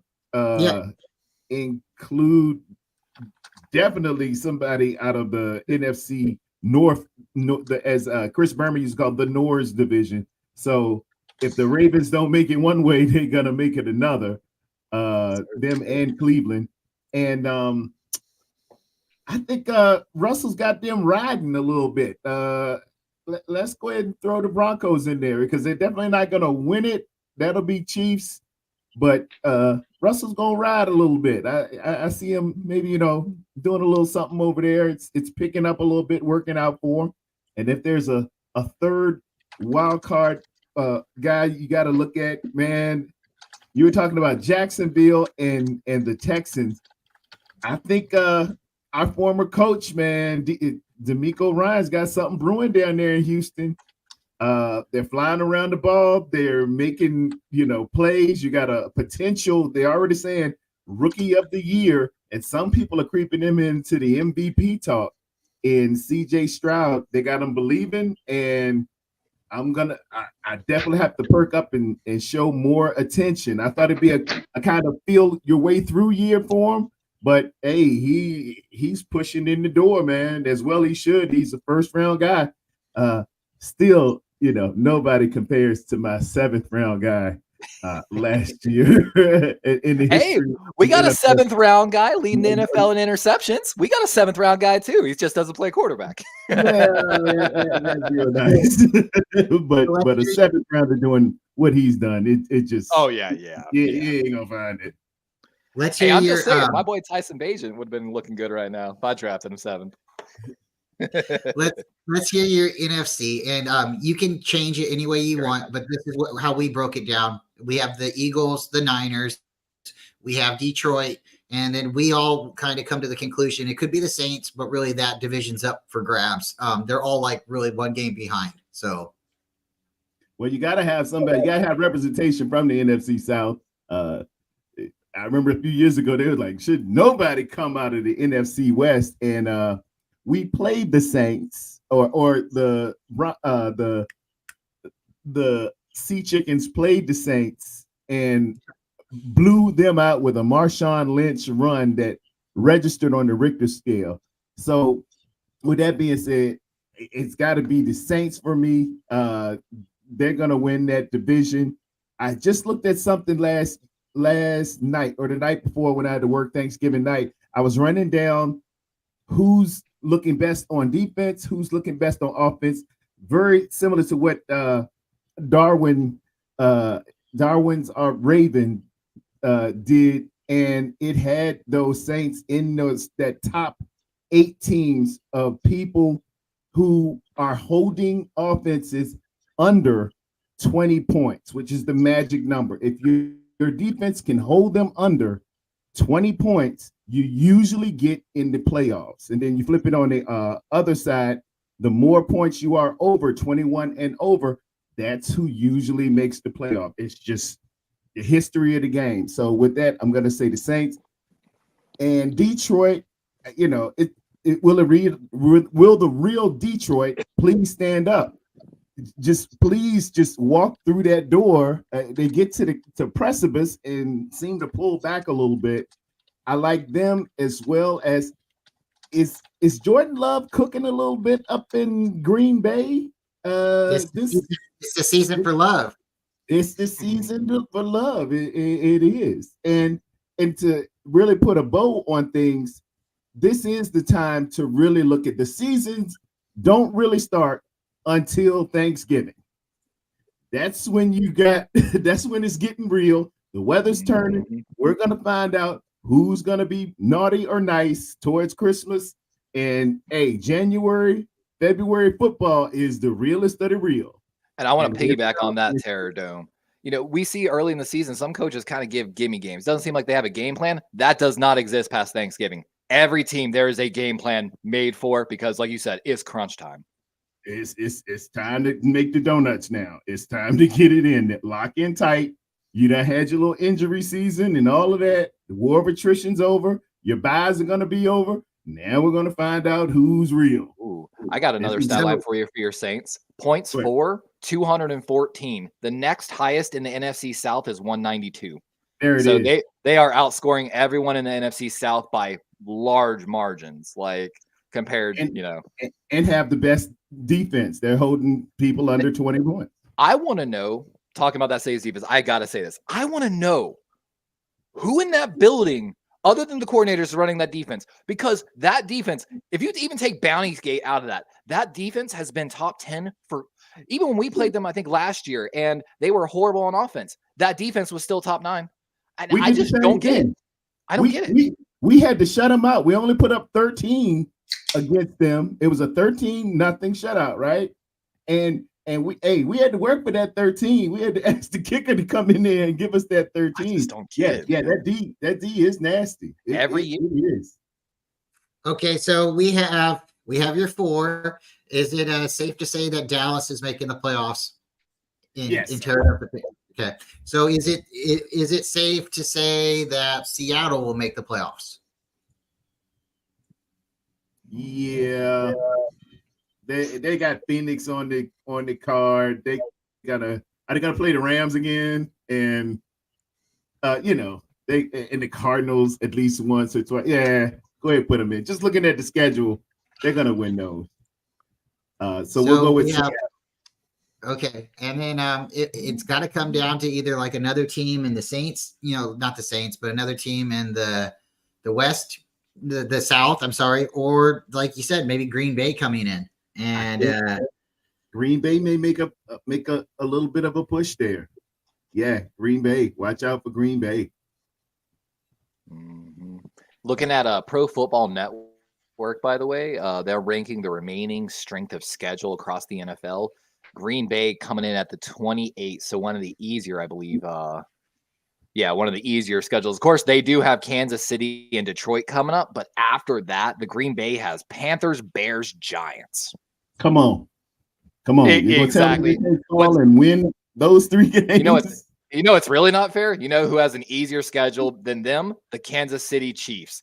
They have to play the Burrowless Bengals, the Patriots, the Packers, and then the Raiders twice. Saints are right behind them. Like, come on. Of course, us and y'all. We got some hard schedules. Niners have the 11th ranked, and Baltimore has the 5th ranked hardest schedule remaining. Yeah.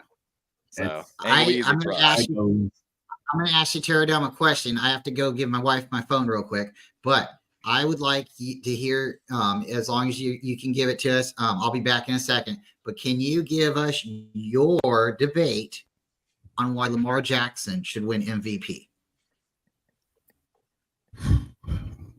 Lamar Jackson, if you were to take him off of the Baltimore Ravens, what would they be?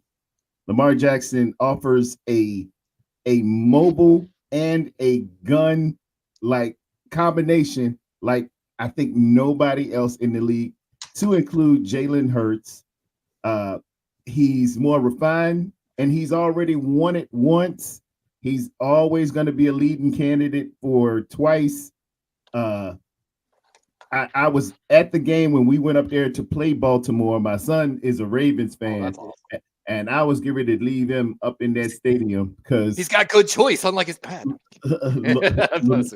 I reminded him there were no Ravens when we were winning Super Bowl. Pre 1996. Yes. My other son likes Carolina, and I said, Oh, what's funny is that's my second team because I grew up in Myrtle Beach, South Carolina. yes, I'm down here in Fayetteville, North Carolina. I said these teams weren't even around when Bill Walsh and then my people were doing things, but nonetheless, I'll let y'all go and have it. But that day, man, it was cold, it was rainy, it was miserable, but Lamar was making us look like, oh my God, he 238 passing yards, 128 rushing yards, if I'm not mistaken, almost perfect on the day. My wife said this, and then another announcer, a very, very good announcer. I'm sure he didn't mean, how it came off, but my wife said initially, it's no fair. They can't see the ball because his skin is the same color as the football, and they don't know where it's at. What's funny about that is actually that's been discussed by Lamar and the coaches and the coaching staff. And I think he used to wear a sleeve and they took it off because it made it harder to see the ball. Because he used to have a white sleeve over top of it. And they're like, nah, get rid of it. No. Just go ahead and go. That's the perfect shade of brown. I think it's mahogany. And it got lost in the sauce sometimes, man. Everybody was like, what? Where did he go? Where did who go? And he was gone, man. Even I have a hard time following the ball sometimes. I'll be like, handoff going right. Oh, I'm wrong. Lamar, quarterback keeper left. It was the real deal, man. And then when you're watching it live, it's different than watching it on TV because, the average player won 40 yards in 4.5 seconds or whatever. Lamar, it looked like a 4-yard run, but in actuality, the announcer would come over and say, another first down. He covered 10 yards on that one. You're like, he was just there, and then he was there, and you can't break the time continuum. And he was just moving at a quicker pace than everybody is. You really have to witness it live to understand what I mean. You're not supposed to get out of bounds and run and slide that quick and cover that much space in his acceleration is next level. It was, and he can stop and then start quicker than you think. That's what really messes it up. And that him and Zay, it got nasty. It got nasty. Cool. We're gonna have to bottle them up come Christmas Day. I got a fun stat here actually across my timeline for Niner fans. 40 out of Brandon Ayuk's 45 receptions this season have resulted in either a first down or a touchdown. That's 88.9% of his receptions are for first down or touchdowns. That's fucking nuts. He's making plays when it counts. We've been seeing it since training camp. They were getting those calls back from training camp. All of our content creators out there, they was like, hey man, Ayuk looking next level out here. He want that bag. He want that bag. He want that bag. He want that bag bad. And he said he's about to take off this year. He's going to take off. And he hasn't been, in terms of durability, counting on someone to get open, the big play when you need it, he been all we can ask for. I just remember one crucial drop against Cleveland. It went off his hands or something to that effect, but we were still in the game till the end. And then unfortunately, some wind may have come up. I don't want to say anything bad about our kicker. But we had a chance to win that Cleveland game. Name a kicker that ain't missed a kick. Yes, it did. It wasn't his fault. It wasn't our kicker's fault. But that Cleveland defense, is very, very stout. I mean, there's a reason they're 7-3. Cut out calling people garbage and all of this stuff, man. I look Can at you the numbers. imagine I if look they at got film. Chase Young instead of y'all? Chase Young beside Myles Garrett. Come on. Which is, they were trying actively. If someone in the AFC, they were calling the Commanders every day about that trade. And I am ever grateful that he ended up on the NFC, then ended up playing against us twice a year. The league is grateful. I don't know. It's still Bosa and him. It's not that much better. It's about the same. We don't have to get over it that way. but him And that dang Myles Garrett is Sorry. different, man. Myles Garrett has a Mm. different bend. He has a different motor, and it's relentless. The same Myles Garrett you will see at the beginning of the game is the same one you will see in the fourth quarter. He's what And- Clowney was supposed to be. Oh man, that's another. And you're from South Carolina, Myrtle Beach. sir. We Yes, were sir. down here USC. watching the Gamecocks, and we just knew, Uh-huh. oh man, this guy's going to be the next Dexter Manley, Reggie White, and stuff like that because of that big hit against Michigan. Mhm. But he came Level. in and just kind of chill. All Hey, right, he's having a so I resurgent think- year for us. I think it's safe to say that Lamar and Brock Purdy are definitely MVP candidates. And Yep. I think it's safe to say that the Ravens and the Niners have a good chance of rematching in the Super Bowl. Very much so. So, barring Without this happening, let's just hypothetical. We all still have our tinfoil hats on. Let's just say this happens. Niners go to the Super Bowl, win the Super Bowl, right? It's really, really close game. Lamar Jackson, gets really close. Just the Niners defense comes away with it. Or maybe Brock Purdy has that game, drive, that final drive, right? Mhm. So now we're looking at the next season, and we have Aaron Rodgers coming out of his injury, right? Because I don't think he's going to be playing this season, even though he says he wants to. I don't think that he really has anything to play for this season. If the Yeah. Jets don't I turn don't it know, around. man. If he makes the playoffs, though, I'm telling you that dude's taking HGH like Peyton Manning was. I'm telling you, like Yeah, come So on, but- somehow, if the Jets can make the playoffs and Aaron Rodgers can, that's totally. This is all. that's a off scary the- team with Aaron Rodgers. I'm telling you, Garrett Wilson is that guy. Like he's good. He's like a young Michael Thomas. Right. To be honest. Getting into this, right, and say like the Niners do make the playoffs, but the Vikings beat somebody really good in the playoffs this year, right? Like say they beat the Right. Cowboys, or they beat, I don't know, maybe they beat the Eagles or something, right? And then the Niners have to play the Vikings or something, but Dobbs takes the Vikings deep into the playoffs, right? Is Kirk Cousins going to be back? And if he's not back, where's he going to go? I know. I've talked about that a lot, actually. I think he could go to Seattle. I think he could go to the Raiders. And I truly think he could go to to Denver. It's gonna be tough. replacing Russell. Wow. I think so. Depends on how Russell plays this season. So if I know one thing about Kirk Cousins, Kirk the Chain Cousins, the man likes his money. He's always gone for the money over everything, basically. Oh, yeah. Even when he was in Washington, he started that whole he literally created the whole using the salary cap to or the I'm sorry, not salary cap, the franchise. tag to your advantage, basically. Yeah. Like he turned it on the owners basically and on the franchise. With that being said, you got to kind of look who's got cap money. With that being said, screw you Niners. How do you have that roster and lead the league right now in cap space? That is bullshit. For those that don't know, the Niners have $39.188 million in cap space currently. That leads the NFL. To look at the NFL across the board, top three. Let's show the disparity across the NFL here. 49ers, 39.1, ranked first in cap space. Right behind them somehow is the Browns with 33.53, even though they're paying Deshaun full money this year. The next team behind them only has 10 million, 10.5, and that's the Cardinals. So you and the Browns have more than double the amount of cap space currently than any team in the NFL, which is So ridiculous. are you saying our quarterback only makes $875,000. If you're saying they're going to cut Russell, can we cut Deshaun and bring in Kirk to that Cleveland team, which would be horrifying? Ding bell, Pterodon, ding bell, Like, sorry. ding the bell. I think we just heard it first. Watson's done. No more put in Bob.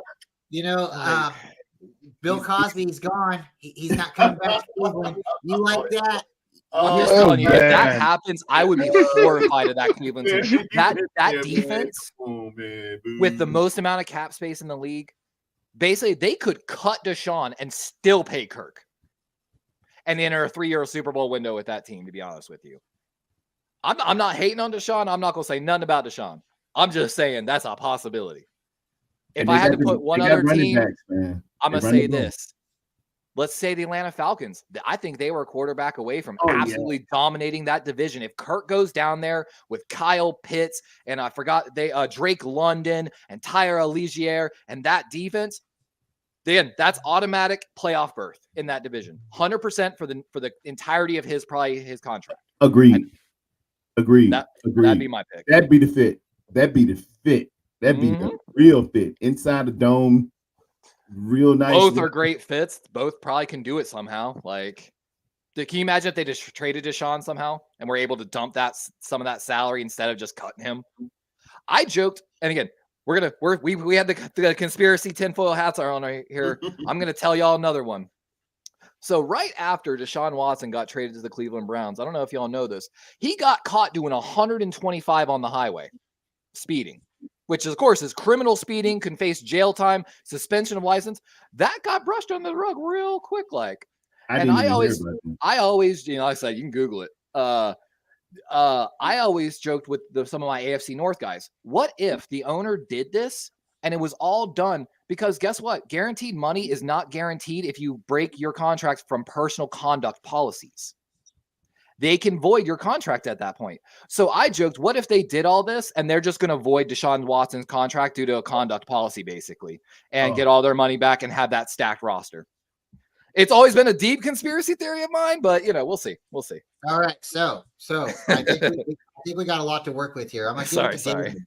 But you're fine. But Randy has something to add to your conspiracy. So we're gonna have to scratch out Atlanta. Ooh, I like what he said there. That's actually it's kind of Kyler Murray. Kyler Murray's going to Atlanta. I could see it. It's gonna be the same color uniforms. It's just gonna be a different bird design. Bad ownership at both franchises. Make bad decisions. I mean, he might be right. He might. Sadly. All right. Like how you brought in the bird. The bird connection too. That was well done, young man.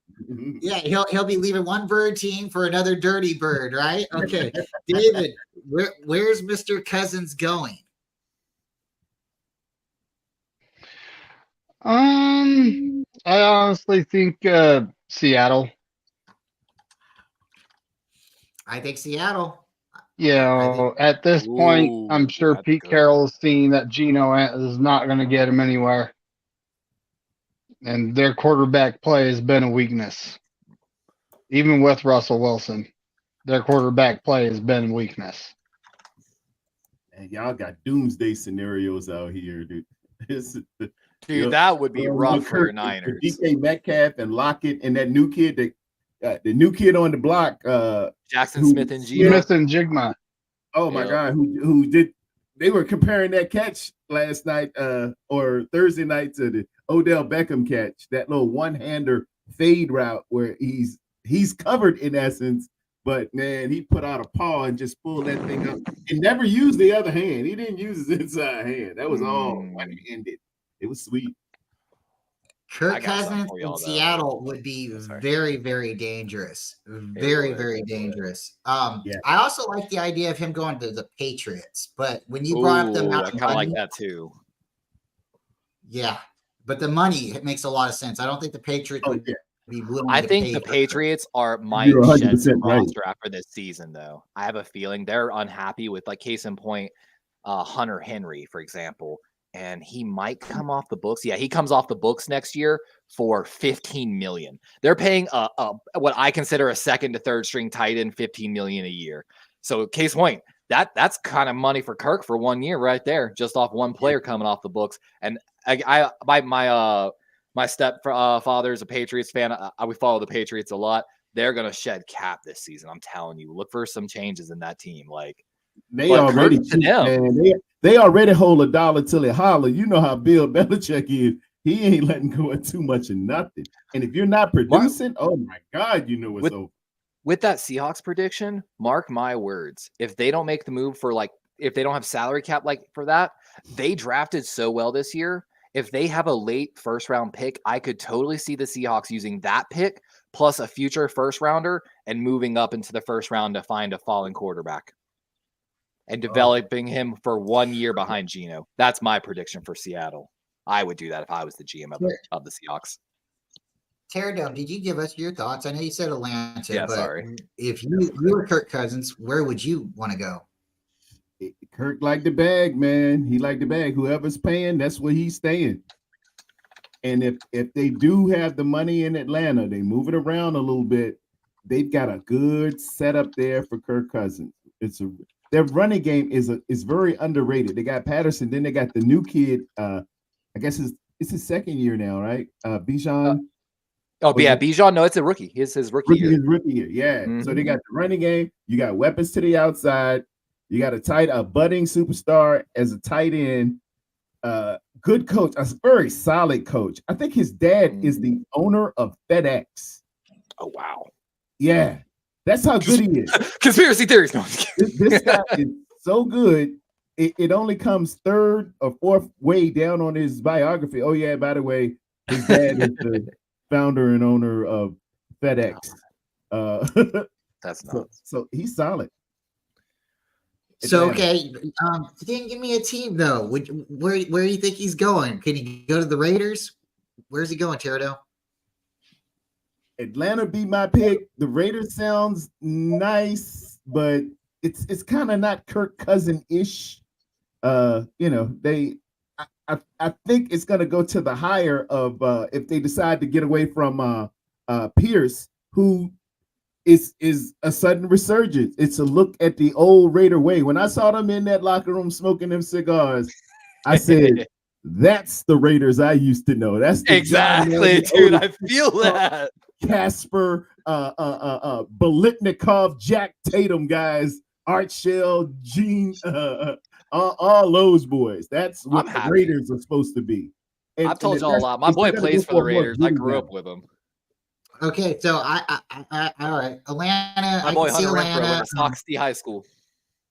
I was definitely. Thank you, Chris, for coming, and really do appreciate you guys. If you guys haven't met Chris Hansen, he's a truly great guy. He's got a cool nighttime TV show. He exposes the dirty. David, what's going on with the Bears? Is Justin Fields going to still be up there, or are the Bears going to move on? Did he tear up his thumb? I think it's time for the Bears to move on. Justin Fields, he's a good college quarterback, but in the NFL, it's not really working out. Could be coaching, could be organization. Who knows? But Justin Fields is not a franchise quarterback. Another Ohio State quarterback not working out. 19 Ohio State quarterbacks in the league, and right now the rookie CJ Stroud is by far looking like the best product, the best QB they produce. The best Ohio State guy. My cousin and I were just talking about it, man. Ohio State QBs, buyer beware. They always had great weapons, and they're always in national championship. Hey, CJ Stroud put us wrong though. He's the first one to break the mold. He's the exception. You're exactly right. He is the only exception to that. And as David said, it took 19 of them to get here. Yep. I'm gonna tell you. Yeah, they know I'm a draft guy. I've never been high on Ohio State quarterbacks. Stroud, I was like, God, he might buck the trend, but God, I'm gonna look stupid if he goes out there and flops. Like in the first 3 games, it was looking bad. I was doing the same thing. He's Ohio State guy. Stay away. Mm-hmm. It's just the quarterbacks, but get their defensive ends, get their corners, and get their wide receivers. If you can get Ohio State at that position, get them. But man, let me give y'all something that might change everyone's opinions Bears related, since we're talking Bears. I don't know if you know this, because of the draft, the Bears are looking like they're going to currently have the number 1 overall pick, thanks to the Carolina Panthers, who are sitting like 1-9, 2-9 right now. So I don't think there's any argument who the number 1 pick, like team-wise, is going to. And of course, I'm starting to see some rumors, Caleb Williams and a trade market for Justin Fields in relation to what McNiner said. Did not want him as the franchise guy. How do you feel about that? So you believe that the Bears are going to get the first pick? Is that what you're saying? Well, they own the Panthers first round pick, which the Panthers are like I said, 1-9 currently. The next closest team is the Cardinals at 2-9, and then the Bears 3-8, which the Bears I think hold their own.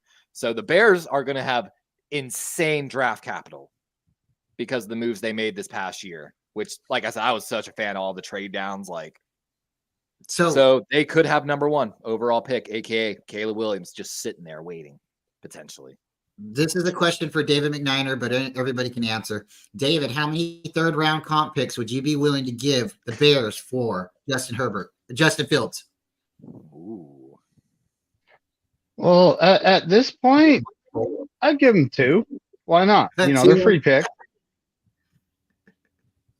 Those comp picks, man, we get comp picks like no other. You know, it's like, well, I don't know if y'all know the history of comp picks. The Ravens have only been in existence since 1996. We lead the league in comp picks. Note, we are the reason. Ozzie Newsome is the one that like broke the comp pick formula, and they had to put restrictions because Baltimore was saying, "Hey, yeah, fuck it, I'll just farm raise these boys, drafting them, send them out, and I always get a 3rd round pick. I'm drafting them in 4th and 5th anyway. That technically that's asset wise a gain. Like so."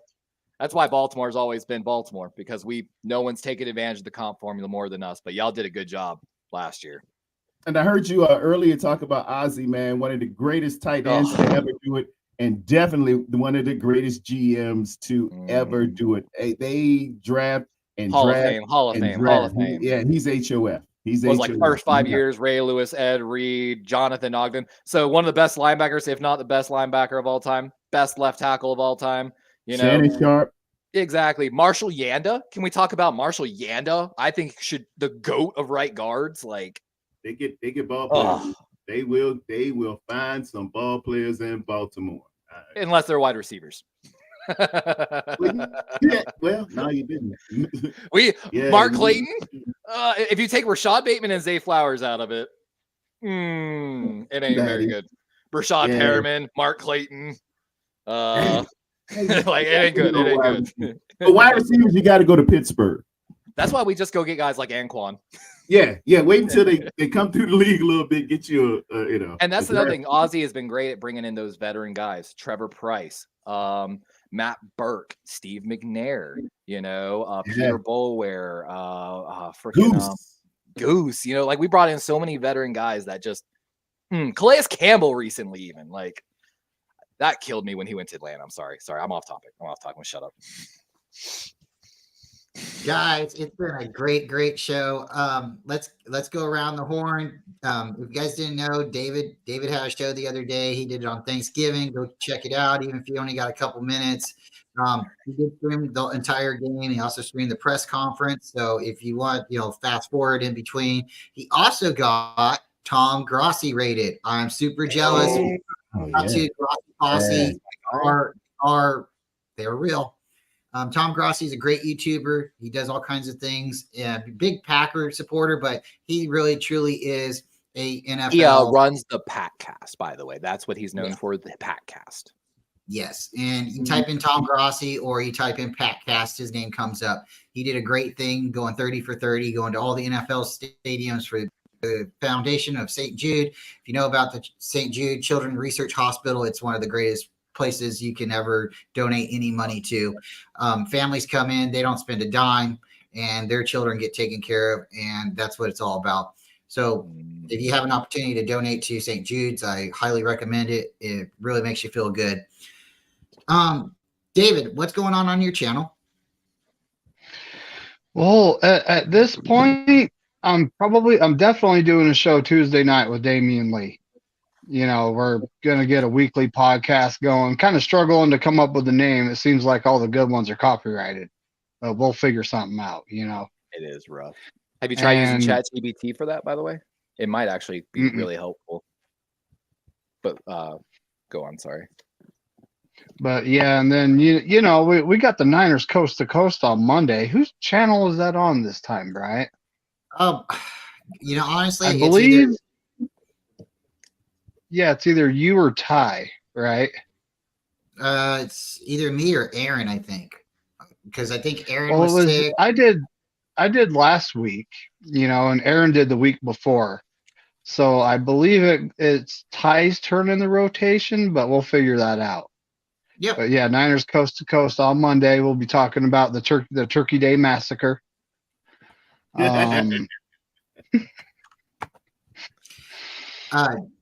Darwin, appreciate anytime you come. Terradome, if you haven't got to work with Levi, that's his name.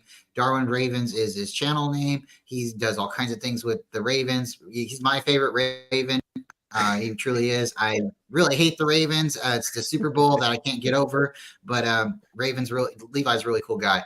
So Levi, what's going on your channel? And I know you stream games too. So folks, if you guys are wanting to watch a game, listen to somebody with a lot of energy, a lot of knowledge, tune into his channel, subscribe. He does other games besides just the Ravens. So if you're kind of like me and don't like hearing about the Ravens all the time, but when Raven does do games, it's great. So definitely listen to him and check him out. So what's going on with your channel? Anything new besides the streaming? We're of course we have our game coming up. We have the 8:20 game. Is it Rams this week or Chargers? We got both LA teams coming up. I get a little confused here. One of the LA teams this week, 8:20. Chargers. Chargers. Yeah, Chargers. Thank you. Catch me at 8:20, of course. We're trying to do more here on the channel. We're getting real close on my channel to hitting my first monetization goal, getting those super chats going. And we're getting ready to finish up school here. So hopefully we'll be able to invest some more time into the channels and, pop around in everyone else's channels more often as well.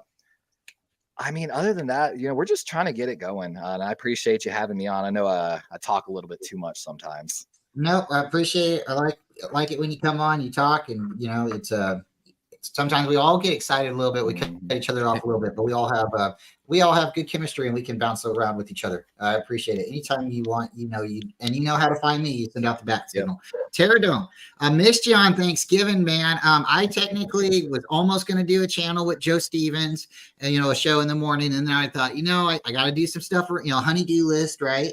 And then I had the family come over. I deep fried 2 turkeys, and then I had to go take a nap. We'll just say it like that. I felt like crap, and then I was able to get up before the game started. Everybody was leaving my house right when the game was, and I was like, "Goodbye, everybody!" And Dad's awake now. I'm awake. But so I watched the game with my mother-in-law and my wife, and we had a lot of fun. And I was coherent. We'll just say it like that. But then I've watched the game several times after that, and it was a great Thanksgiving. Both my birds came out great. I was told, but definitely. How was your Thanksgiving, and what's going on with your channel? I know you do things on Tuesdays and Thursdays, and you're always welcome. So thank you for coming. Yeah, I couldn't actually launch Thursday morning. Normally at 10, Terradome Tuesdays and Thursdays at 10 a.m. on the Eastern Standard Time. I guess it's Eastern Daylight now, and 7 o'clock for the West Coasters. But I couldn't do it Thanksgiving, man. I didn't even lie. D had food all ready for me when I came home. I am recorded as the first person to eat on Thanksgiving Day, 2023. I had the whole Thanksgiving meal in the morning because I had to go back to work that night, and I just slept, man, because I can't even go into what happened last week at a military installation. As holidays appear, they get a little crazy. But I'm down for my boys, man. Anytime you need me, just fire me up. You got me on the DMs. Again, Terradome Tuesdays and Thursdays. We're gonna get it done. Some film analyzation, long week, but gonna be a little bit shorter. We got the Eagles coming up. I'm doing clips from the all 22s, not only from the week prior when they played Kansas City. We're gonna look at them tomorrow. Is it a day game or a night game? They're gonna be live and in living color. We're gonna break that down as well. Look for weaknesses, tendencies, and everything to go at them, and talk about some trends I've seen that we need to clean up a little bit. And we're gonna be ready to get it on. We're gonna battle up in the city of brotherly love, or that brotherly shove, or tush push, or whatever they're doing. We're gonna have to go see them. And mark my words on that tush push. By the way, they're setting that up for a Super Bowl play. Just like the Philly special, I'm telling you, they're setting that up and going to run it constantly. And when it's playoff time they're going to fake out of that play. I'm telling you, especially if it's in the Super Bowl. It's totally set up and ready to go right now, because everybody's around the league is jumping over the line, trying to stop it. and I will say, and I talked to David McNair, and you might have been on last night. There's a way to make them do it one time, and I bet you won't ever do it again. But we're Are you recording. talking about Rex Ryan's comments? We're recording right now, and we can talk backstage about it. But in my day, this can get handled real quick. You'll run it once, but I bet you won't run it again. Yeah. That's all. What kills me is Rex Ryan told everyone how to stop it, and I watched it the other night on live, and no one was getting lower than the offensive lineman. It's that simple. Just make me a good call and let Fred Warner or Greenlaw come in, and again, we're recorded. I ain't gonna say nothing. Hey, we'll chat. Yep. Hey, what'd you say, hey, Brad? everybody. Thank you for coming. We're gonna get out of here. We're dropping this final outro. You might have seen it once or twice in the video, but we really, man, it's been 9 years, and we finally got to eat that turkey. So thanks for coming, guys, and stick with me for just another couple minutes.